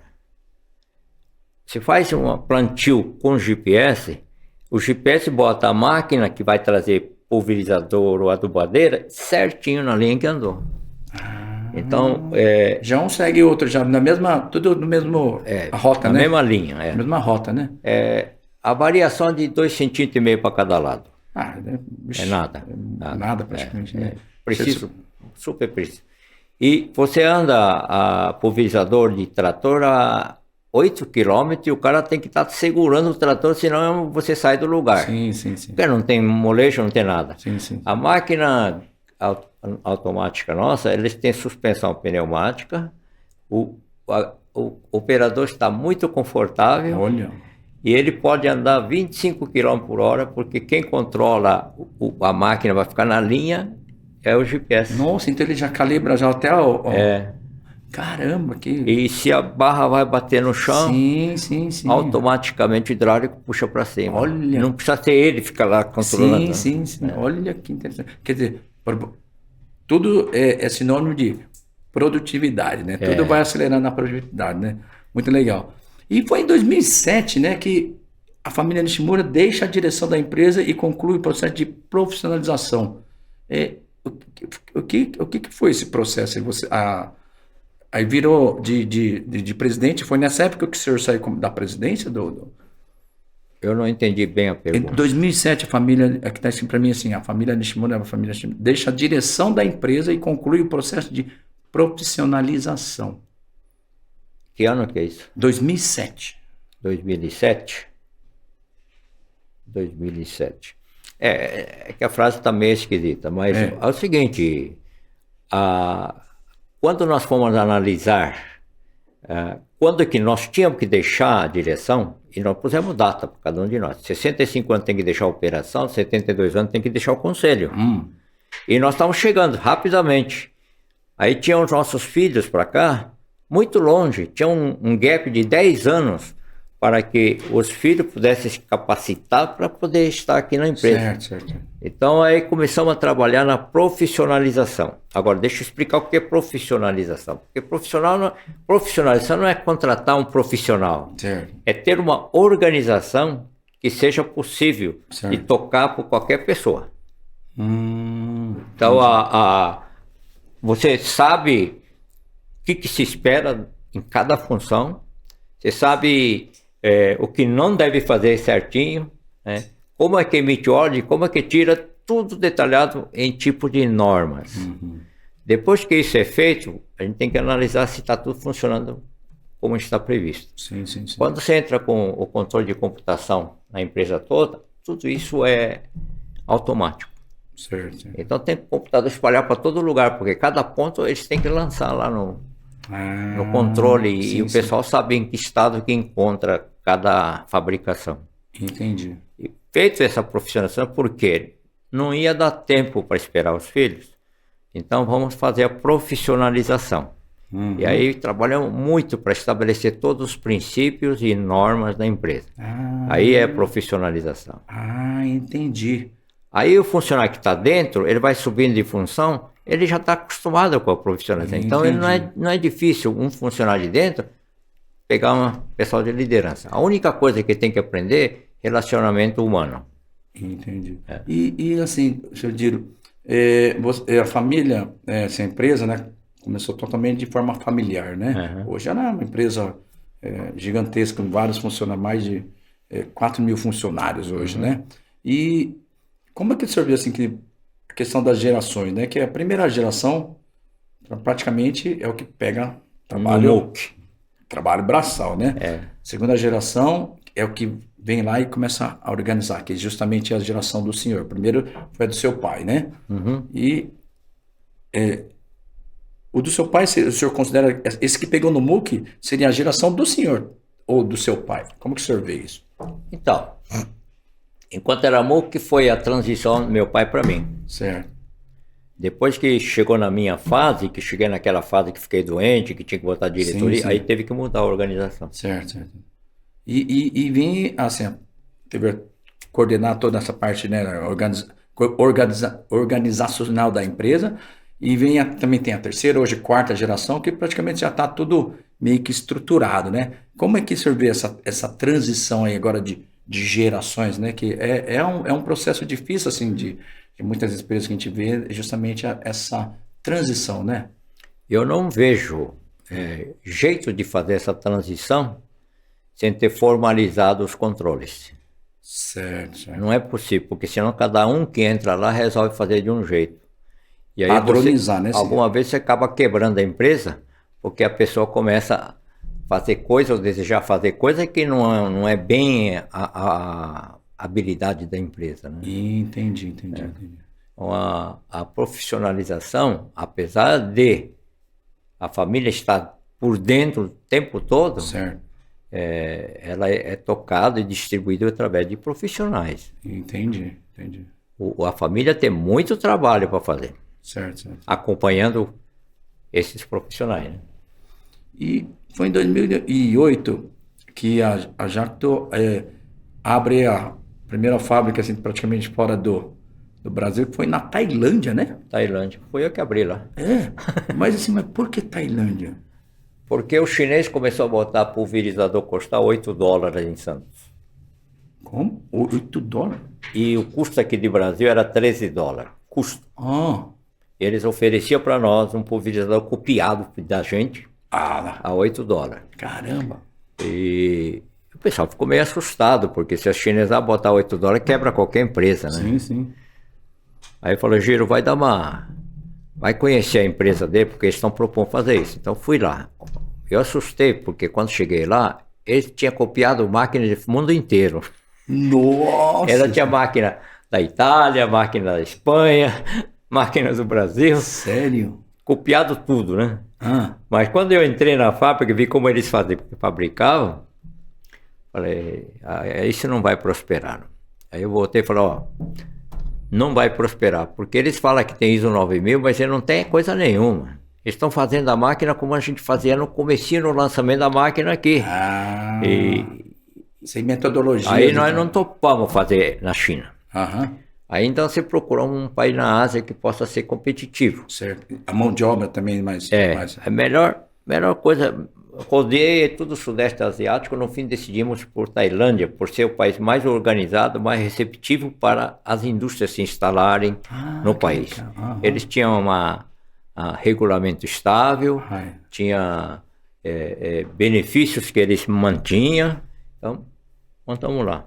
Mas a descoberta nossa é que o chinês vende a $8, mas ele não sabe que custa mais que $8, porque para eles não importa, as empresas que eles têm são empresas estatais. Então eles fabricam para o seu país, milhares de máquinas. Certo. E o que sobra eles vendem a qualquer preço para ganhar. Entendi. Então, você vai na feira, qualquer feira que tiver chinês, você estiver perguntando, você faz isso? Fazemos. Eu ia assim, quanto você paga? Quer pegar uma máquina europeia, americana, custa 1.000, ele vende por 300.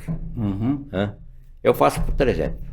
E assim a gente viu muitas feiras em que sempre era um terço do preço. Caramba, mas isso atrapalhou um pouco o mercado para vocês? Que nem, por exemplo, mesmo aqui no Brasil, chegou a vir para cá? Tá cheio por aí.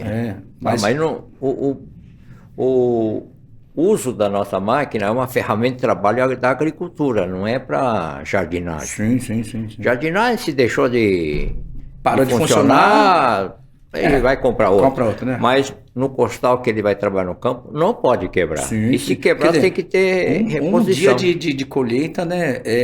Pode dar um prejuízo gigante. Então né? eles ficam cheios disso e param de comprar chinês. Chinês não quer mais, chinês não quer. Então chinês acaba sendo usado só para assunto assim de doméstico, né? Entendi. Olha que legal. E foi o senhor que foi para a Tailândia e fez toda a implantação lá da fábrica. Tem até hoje a compra do terreno, a aprovação do prédio e entrega do prédio. E ainda tem essa fábrica até hoje lá? Tem, já faz mais 10 anos que funciona. 10 anos, caramba. Olha que legal. E lá também são quantos funcionários também?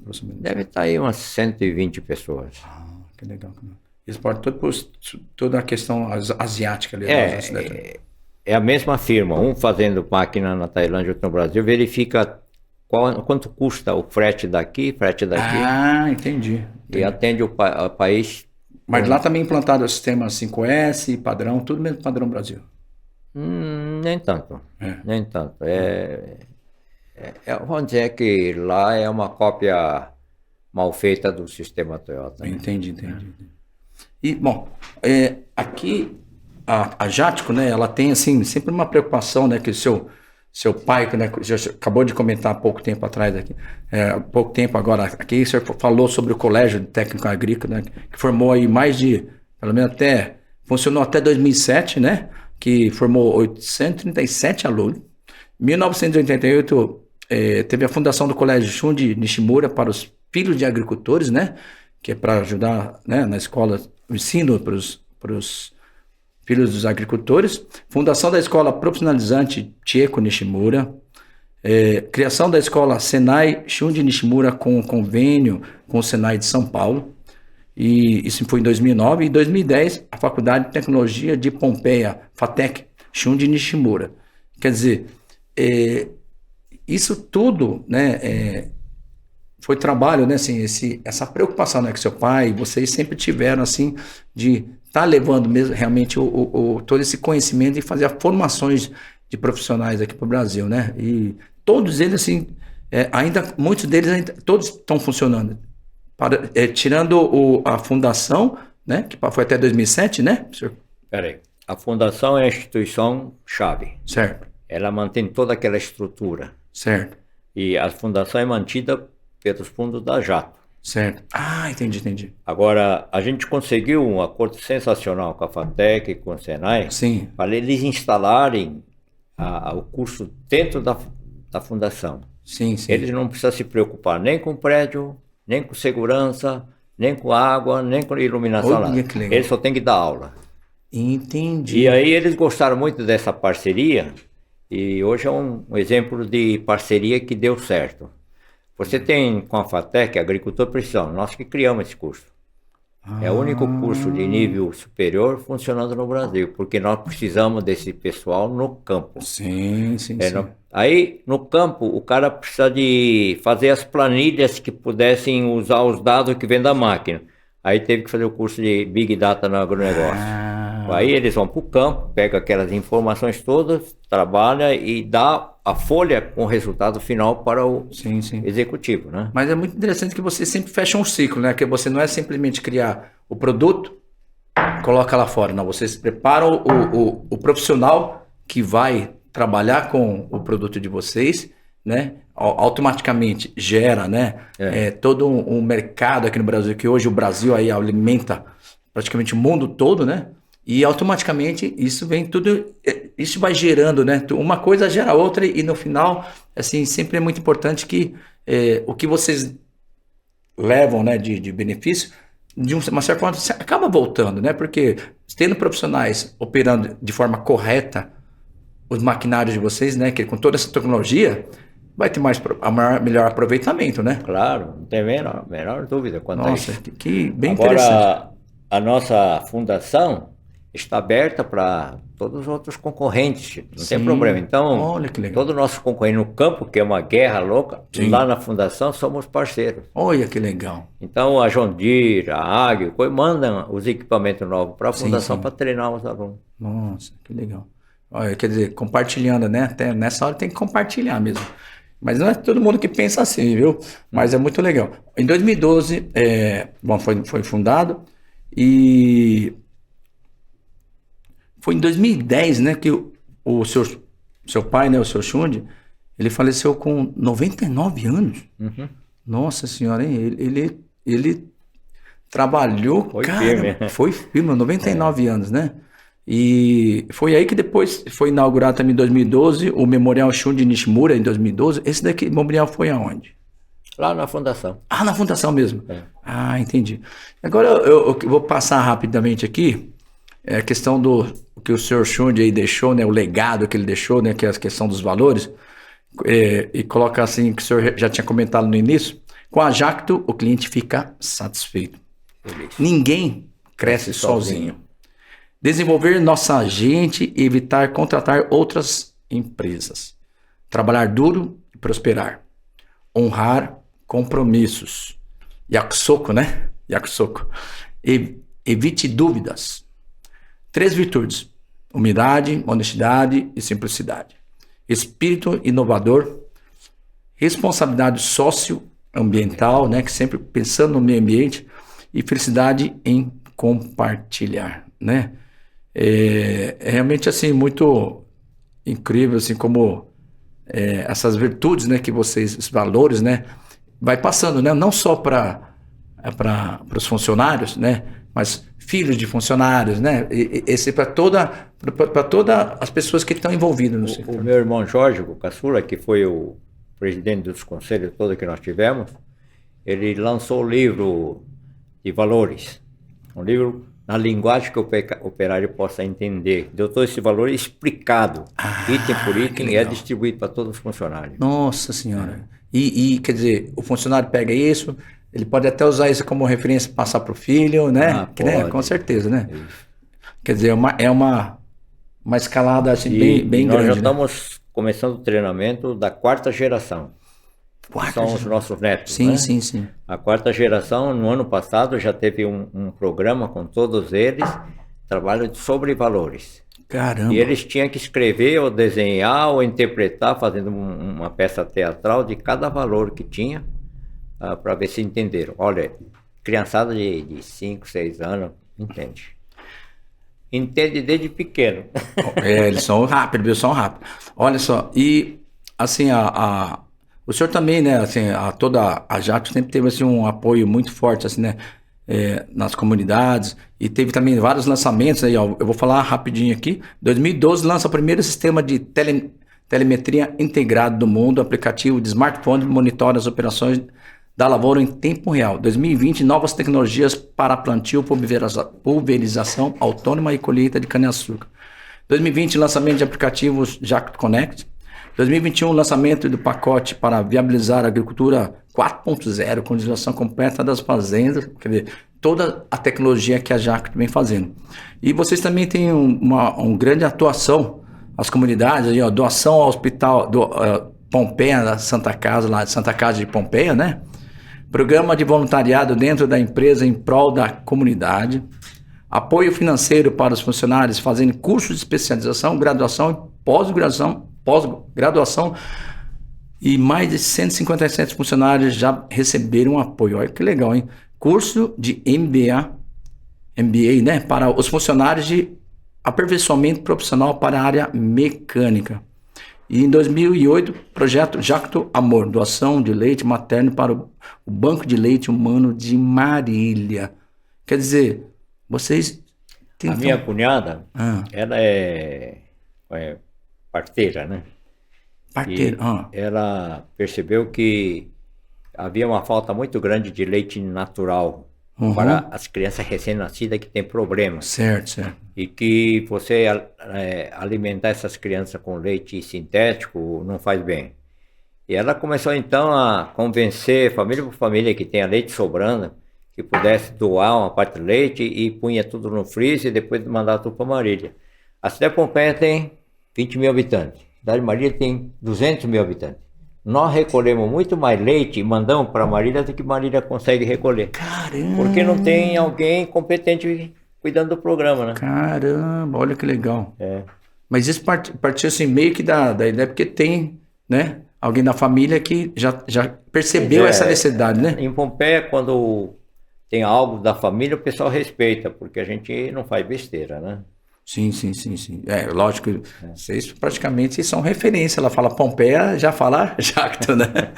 E olha só, assim, pensando também nos funcionários, assim, além da área de lazer e recreação, para os funcionários tá bem familiares, ó, da curso de relacionamento, criação de filhos, olha que legal, educação financeira, prevenção às drogas, formação de hábitos e aprimoramentos de atitude e liderança para os funcionários e familiares. Caramba, você... Está escrito IDF aí? IDF, Porque nós temos na nossa igreja a UDF, Universidade da Família. Nós temos mais de 80 livros que falam sobre fortalecimento da família. Sim, sim. Aí o Jorge, né, criou o IDF, Instituto de Desenvolvimento de Família. Instituto de Desenvolvimento de Família não tem nada ligado com a igreja, mas os princípios e ensinos são os mesmos. Certo. E a Jato, ele paga o custo do curso, para o empregado é livre, é de graça. Caramba. E tem todos esses materiais que você está falando aí. Ofereceu mais de 1.374 vagas em 18 cursos. Caramba, até 2016, né? Até 2016, aqui eu tenho as informações. Até agora, hoje o pessoal ficava assim com preguiça ou com medo de se comprometer e fazer curso, né? Mas depois que eles fazem a primeira vez, tem gente que repete, porque são diversos cursos, né? Sim. Então, tem a parte de educação de filhos, para quem são casados novos, tem a parte financeira, como saber usar dinheiro, tem o relacionamento do casal, quando vai mal, né? Todas as coisas que ajudam a família. Nossa, porque isso repercute dentro da empresa, né? Queira ou não, a saúde familiar, ela reflete até no espírito que o cara chega na fábrica para trabalhar, né? Claro. IDF é da Jato, é dos funcionários. Sim. O DF é para o Brasil todo. Ah, que legal. Bom, a Jático, assim, já recebeu... Nossa, tem uma lista gigante aqui de gente de prêmios aqui, várias vezes consecutivas no melhor agronegócio, prêmio Top Lead, prêmio Agrovisão, ser empresa familiar, olha, prêmio Global Rural, bicho, tem vários, e tá aqui, ó, 379ª maior empresa do país, ó, Jornal Valor Econômico, 89ª maior empresa de agro do Brasil, revista Forbes, olha, né? Que são várias conquistas que vocês estão tendo aí nesses anos. Já que agora está completando quanto tempo? Já. 75. 85 Não, anos. 75. 75, né? 75 anos, com 4 mil funcionários, mais de 100 países, hoje vocês atuam no mercado. Caramba! E, senhor Dílio, o senhor, né, fala, naquela época, quando o senhor quase ficou, né? Ficou doente, né? E ver naquela época que o senhor brincava com uma chave de fenda, queria desmontar tudo, né? E de repente o senhor estava lá, teve que ir lá para a Alemanha, aprender lá, falar alemão, você falar inglês lá com os alemães, de repente foi para o Japão, ter que aprender sistema Toyota, teve assim à frente também, junto com seus irmãos, seu pai, né? E desenvolvendo o que hoje para o Brasil, para a gente, faz parte de todo o Brasil, gente, ó, todo brasileiro tem a participação de arte, porque qualquer produto que você alimenta passou pelo agronegócio, né? Que vocês estão atuantes hoje, né? E o seu pai, eu acho que ele praticamente assim, ele foi com 99 anos, mas com um senso de realização, né? De poder ter retribuído ao Brasil, né? Com o que ele recebeu, né? Deixa eu contar só um episódio final do meu pai. Eu já estava deitado, já não podia caminhar, já estava na fase final da vida dele. Então a gente todo dia ia conversar um pouquinho com ele, batia o papo, ele fazia a mesma pergunta: como é que vai indo? Como é que vai Jato? Como é que vai Fundação, né? Aí ele, uma hora, ele falou assim: puxa, por que será que deu tudo certo? Família, toda a família está bem, Fundação está bem, a empresa está bem. Por que será que deu tudo certo? Mas ele não fez essa pergunta para perguntar. Foi uma forma de perceber que algo especial aconteceu na vida dele e que Deus permitiu que ele tivesse sucesso em toda essa área. Sim. Então, esse é o finalzinho da vida dele, né? Eu acho que é muito importante esse aspecto também espiritual. E o senhor falou uma coisa bem interessante mesmo, porque, né, me remeteu àquela vinda quando ele veio com a Bíblia debaixo do braço, né? E no último momento, assim, nos poucos momentos antes, assim, ele sempre está lembrando esse lado espiritual, né? Que ele veio, com esse espírito, né?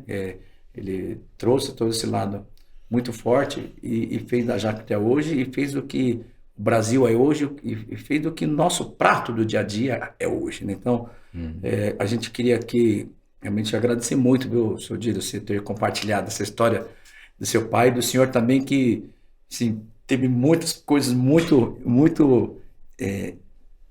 assim, muito importantes, né?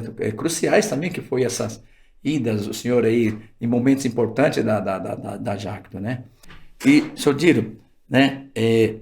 Hoje são quantos filhos que o senhor tem hoje? Filhos, 5. São 5 filhos, né? Com a dona Hirome.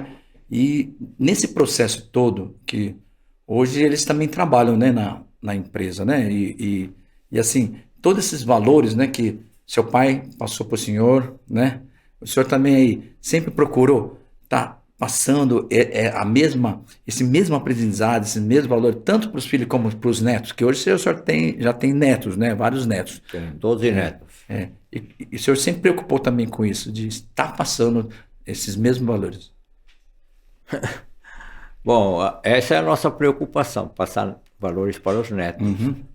É claro que a gente não faz uma escolinha, agora vocês vão aprender o que são os valores. O dia a dia tem que interpretar os valores para a criançada. Então, e agora nos encontros de família, a terceira geração, não, a quarta geração, está recebendo como chama? Não falar que é curso, mas está recebendo por atividades o que significa cada um desses valores. Ah, que legal, que legal. Então isso é muito importante, né? Porque realmente agora acho que o seu pai, né, deixou para o senhor, agora o senhor está justamente passando, talvez para o seu filho, o senhor vai fazer aquela mesma pergunta aí, como é que tá a Jacta, né? Como é que tá todas as coisas? Eu pergunto toda hora. Bom, senhor Dido, agora a gente tem um momento, né, da nossa entrevista aqui, nosso bate-papo, né? Que é o momento fotos, né? E a gente separou algumas fotos aqui. O senhor queria que o senhor falasse pra gente aqui sobre essas fotos, em que momento que foi essas fotos. Vamos lá? Olha, esse aqui é o meu irmão caçula, o Jorge, né? O senhor, qual que é o senhor aqui? Eu tô aí no meio, atrás do meu pai. Tá. O que tá bem atrás do seu pai. Tá. E a sua irmã é a mais velha? A irmã mais velha? Foi a mais velha? É minha irmã, a minha primeira filha, né? Eu acho que isso foi no ano 60, viu? Porque ele nasceu em 53, quantos anos ele tem? Deve ter uns 8 anos, né? Então deve ser 60. E isso foi lá em Pompeia? Pompeia, na casa antiga do meu pai. Que legal. Vamos lá? Esse sou eu. É o senhor? Sou eu. Estou fazendo como chama? Torno? Do ventilador. Esse é um ventilador que está sempre balanceando. Balanceando. Igual balancear a roda de pneu. Certo. É isso aí. Está balanceando o ventilador, senão ela vibra a máquina. Sim, não vibra, tá certo. Que legal. Opa! Esse aí também sou eu. Aqui. Meu pai fazia uns tratorzinhos desse tipo assim.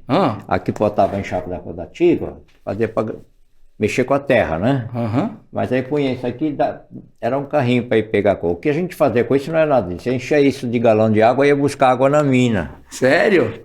Mas vocês mesmo que fizeram isso? É uma coisa construída por vocês? É feito na oficina. Eu não fiz, eu só estou usando. Não, eu digo assim, o seu pai que pegou lá a oficina, hoje uma coisa e fez. Aquela deve ser em 1960 e... Esse pulverizadores aqui... Esse é de barra, mas era pó. Isso é do pó ainda. Ela tá de pé, mas ela desce. Ela desce, né? Então pega uma faixa de 12 metros, mais ou menos. E que seria essa fumacinha, lembrando da fumaça... Esse que tá saindo aí, é o jato lá. Que é o jato. Vamos lá? Esse aqui sou eu, o de cá também. Mas daí aquele da roupa lá de roupa de menina ou roupa de homem? Não é aquela roupa que a sua mãe tinha feito, que achou que você ia ser mulher. Eu não falei pra você, né? que ela fazia roupa e não perdia roupa? Então, não é essa daí não, né? Eu não sei, agora que você perguntou, eu não sei, mas isso é roupa de menina, não é? Então eu tô desconfiado que é uma daquelas roupas que a sua mãe achou que o senhor ia ser menina e falou, Shoganai, né? Não tem jeito, então vamos Vai usar essa daqui que tem mesmo. Agora, essa bicicleta é meu pai que fez. Então eu vi essa bicicleta aqui, não é uma bicicleta assim, normal, né? Se Feita você de vê, oficina. né? Tudo assim, feita em casa, né, cara? Olha que ele fazia tudo pra você, né? Tudo Esse ele... quanto que é? Deve ser em 45, por aí? O senhor devia ter aqui uns 3 anos? 3 anos? É, aqui, né? Ah, sim, sim. E aqui era o cachorro que vocês tinham aqui, né? Aqui era o Fox, nossa cachorra policial alemã. Ai, que lindo. Essa era inteligente, hein? Caramba. Essa cachorra era inteligente. Eu brincava com ela todo dia. Ai, que legal. Vamos ver, tem mais? Ah, aqui. Essa, A família toda. esse também em Pompeia. Esse 87, ó. Pompeia. Aqui, ó. Tá 25 de 87. janeiro de 87. É. Seu pai aqui já estava... 87, ele já estava com 77 anos. Oh, entendi. São todos os filhos, né? 3, é sua irmã. Tá 3, todos os 6, filhos. é. Ah, esse também em Pompeia, né? Vamos lá? Esse daqui é o senhor? Esse aí sou eu, mas eu acho que esse Futebol? deve ter sido o campeonato entre sessões. Certo. E eu estou entregando o troféu para... Ah, tá. Não que o senhor jogou. O senhor estava patrocinando ou entregando troféu? Não, assim, era pessoal tudo funcionário. Ah, tá. Tudo Jogo funcionário. da empresa. Ah, entendi. Eu ia perguntar se o senhor é bom de futebol aí. Esse aqui é uma foto fantástica, porque a empresa familiar tem um momento crítico. Esse foi o momento mais crítico da nossa sociedade. Sério? Porque nós estávamos pensando em separar tudo. Aí meu pai ficou preocupado, chamou esse senhor, Kojima, lá do Japão, e ele veio falar para a gente sobre o que é uma empresa que tem filhos unidos, o que tem filhos separados. Certo. Separa, fica pequeno e desaparece. Fica unido, fica grande. E aí é a promessa de que nós não iríamos falar em separação. Nossa. E aí, já que nós não podemos falar em separação, como é que vamos viver? Como é que vamos fazer para conviver juntos? Aí vamos procurar consultores para ajudar a fazer a organização. Ai, que Já legal. que não podemos sair, já que não vai separar. Então vamos Aí tentar começou a viver da melhor melhorar. forma, né? Isso deve ser 93. Nossa, que legal. Vamos lá? Ah, aqui é o Unipac, né?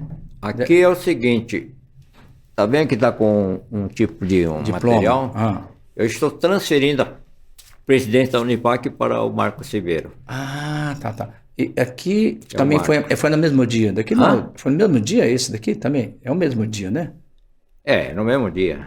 Esse é o trevo do... É o trevo. É o trevo de 3 folhas do símbolo Falei da que família. estava puxando o jato, agora queria poder puxar o Unipac, né? Vamos ver? Ah, olha aqui. Magic Paula de basquete. A Paula dá curso. Dava, né? Você conheceu Paula e a jogador de basquete? Sim. Ela veio dar um curso para nós. Olha que Para legal. os executivos. Aí ela deu bola para o meu pai, para o Nishimura, Magic e Paula, né? Mas ele falou, Paula, quem gosta de basquete sou eu, não é o meu pai. Aí, não, vou fazer para você. Eu tenho essa bola feita por ela também, para mim. Ai, que legal. E ali também é lá na fundação, Aqui né? é lá no museu. Museu. Museu. Aqui tem os 5 filhos, Certo. cada um qual que foi o ponto forte da Entendi. dedicação dele na empresa, o que fez, né? Ai, que legal. Vamos lá? Isso aqui quando nós montamos a escola de primeiro grau e plantamos uma oliveira aí. Então Essa oliveira veio de fora ou não? Veio do Chile. Porque oliveira não tem no Brasil. Tem bastante no Brasil. Tem bastante. Mas esse veio do Chile. 150 anos tem essa oliveira. Uau! E isso está onde? Na escola? Na escola, lá na fundação. Nós temos uma escola de primeiro grau que usa a metodologia canadense, que é a melhor do mundo. E estamos transformando toda a educação. Faz 10 anos que está na fase de transformação. Sim. De uma escola modelo. Olha que legal. Primeiro grau. Mas a oliveira tem algum significado de ter sido uma oliveira? Não tem. Eu acho que é uma coisa eterna. A oliveira 53 mil anos, né? Ah, então é por isso, né? Falou assim, daqui a né? É o tempo que a Jaque vai durar, e pelo menos 3.000 anos, viu? Olá? Ah, que são os irmãos também, Os né? 5 irmãos. Ah, que legal. Esse daqui já é mais recente, né? É, mais recente. Vamos lá? Foi? Opa, Aqui está minha família, certo. né? São genro, noras e os netos. Ah, Esse quantos filho filhos? hoje é o presidente do Conselho dos Acionistas. Ah, aham, Ela é conselheira, a Alessandra, que você conhece. aham. O Fábio, que está lá hoje, é o presidente da fundação. Ai, Eu já não estou mais, estou aposentado, né? aham. E essa minha filha aqui, ela é a superintendente desse colégio. Olha, que legal.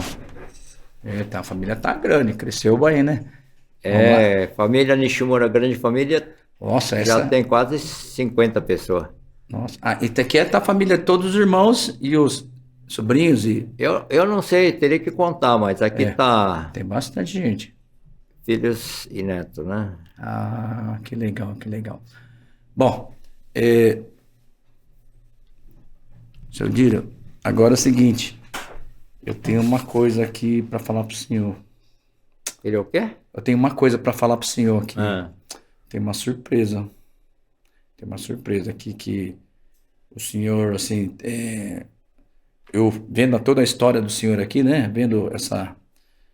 Como é lindo, assim, desde a história do seu pai, né? E o quanto vocês são muito família, levando esses valores, né? E sabendo que o senhor ia vir para cá, tinha algumas pessoas que queriam mandar uma mensagem aqui pro senhor. Vamos ver quem mandou a mensagem? Vamos lá. Oi, pai. Surpresa. Eu queria te dizer que você continua sendo meu papai. Muito de quando a gente pode sentar para conversar, trocar algumas ideias, atualização das coisas no colégio. E então tá pensando em alguns pontos que foram marcantes na minha vida pelo teu posicionamento, por alguma atitude. E uma delas que me marca até hoje, acho que marca todos os meus irmãos, né? Porque o Senhor pegou firme na questão de nos ensinar no gerenciamento financeiro, que é a receita, as despesas. Eu sei que nem todos foram super fiéis e conseguiram se manter dentro, né, daquilo que entrava todo mês que o Senhor mandava quando a gente estudava fora, mas só o fato dessa prática de toda sexta-feira a gente ter que olhar essa planilha e uma vez por mês ter que mandar para o Senhor, fez com que a gente tivesse a consciência do que a gente pode gastar, o que não pode, e que nem sempre o fato de você ter significa que você pode gastar. E eu sei que a gente tem, às vezes, as nossas conversas um pouquinho acaloradas, dependendo do assunto, mas eu quero que o senhor sempre lembre que tudo que a gente tenta fazer ou falar é porque a gente ama muito vocês, porque nós queremos fazer de tudo para que você e a mãe possam continuar vivendo os seus melhores dias, né, nessa terceira, quarta idade. E então, muitas vezes a gente fala coisas que de repente, né, não soam legais aos ouvidos, mas a intenção é essa, né? A intenção é proteger, a intenção é amar, a intenção é que vocês vivam melhor com as pessoas, com a gente. E te digo que eu te amo muito, muito, muito, e que o senhor pode continuar contando comigo para ajudar no que for necessário, para cuidar de vocês, que vocês possam ter essa certeza que vocês serão sempre cuidados. Um beijo. Seu Giro, você é uma pessoa muito generosa. Poder me presentear com a sua primogênita, eu sei que não foi fácil para o senhor, né? Mas em contrapartida também, né? Nós demos 2 netos muito lindos, né? E felizmente netos que te amam e também que o Senhor ama-os também, e acho que isso a gente percebe isso nitidamente, né, nos relacionamentos. E assim, aí o legado continua, né? União das famílias, vai somando coisas boas, né? E assim a gente vai poder dar prosseguimento, né, a tudo aquilo que nós vamos construindo ao longo do caminho. Oi, pai, tudo bom? A gente gostaria de dar os parabéns a você pela sua trajetória de vida. Mais do que um excelente profissional, né? Para mim, você é uma grande pessoa, um pai que nos ensinou todos os nossos valores e princípios de uma vida correta. E sou muito grata pela forma com que você nos criou, uma família sempre muito unida. Parabéns, seu Giro, por tudo que o senhor representa para toda a família. O senhor é um exemplo para toda a sociedade. Que Deus continue te abençoando sempre. Um grande beijo, pai. Oi, pai. Gostaríamos de dizer que nós te amamos e também de destacar a importância que o senhor tem para as nossas vidas. A sua generosidade, o seu amor ao próximo, a importância que o senhor dá para a união familiar são exemplares para as nossas vidas. E os valores que você não só carrega, mas vive, com certeza vão ser um legado para as futuras gerações. E eu tenho muita gratidão no coração por Deus ter me escolhido para fazer parte dessa família. E nós gostaríamos de dizer para você que nós te amamos! Um beijo! O Senhor Giro é a definição de uma pessoa trabalhadora, batalhadora também. Uma pessoa que insistiu nos seus sonhos, insistiu em continuar com o legado da Jato. Hoje ele recolhe os frutos e vê como valeu a pena. Espero um dia também ser assim. Uma pessoa que me inspira muito no meu dia a dia e que também amo muito. Vovô, obrigada por tudo. 2, 3. Vovô, eu tô muito orgulho de você. Eu sou seu fã número 1.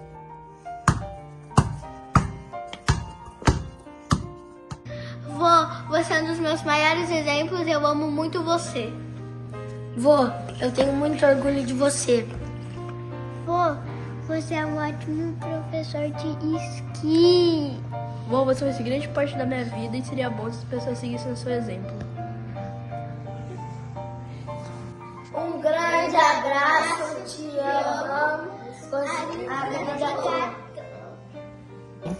Olá, vovó, te amo muito. Então, sabia que quando eu era pequeno, você carregava eu nas costas. E também, você cuidava de mim e andava de bicicleta. E também, você já chupar mim gostoso. Quando eu dormia junto com você, abraçadinho. Ai, você lia uma historinha pra mim, a gente assistia junto. E também aconteceram algumas coisas que você fez numa viagem. Então eu fiquei muito saudade de você. Te amo, vovô. Senhor Giro, obrigado aí. Espero que você tenha gostado aí da surpresa, né? Fizeram todo mundo com muito amor, essa família aí linda, maravilhosa. E a gente queria parabenizar, assim, realmente, o quanto nós, Nikkei, né, temos tanto orgulho de saber que a Jato tem uma empresa Nikkei que faz parte da vida de todo brasileiro, né? Aí, praticamente alimentando o mundo. E de agradecer o tempo que o senhor dedicado e ter aceitado o nosso convite, viu? Um prazer. Hontoni arigato, né? Pessoal, chegamos ao nosso final do nosso podcast. Você que está aí em casa, que ficou até agora conosco, gente, olha, compartilhem essa história incrível da família Nishimura e o quanto, né, todas aquelas comidas que você tem no seu dia a dia, no seu prato ali, a participação da empresa Jacto, tá? Então a gente quer aqui mandar um grande abraço a todos vocês, compartilhem, deixem seus comentários e espero vocês até a próxima, se Deus quiser. Tchau, gente!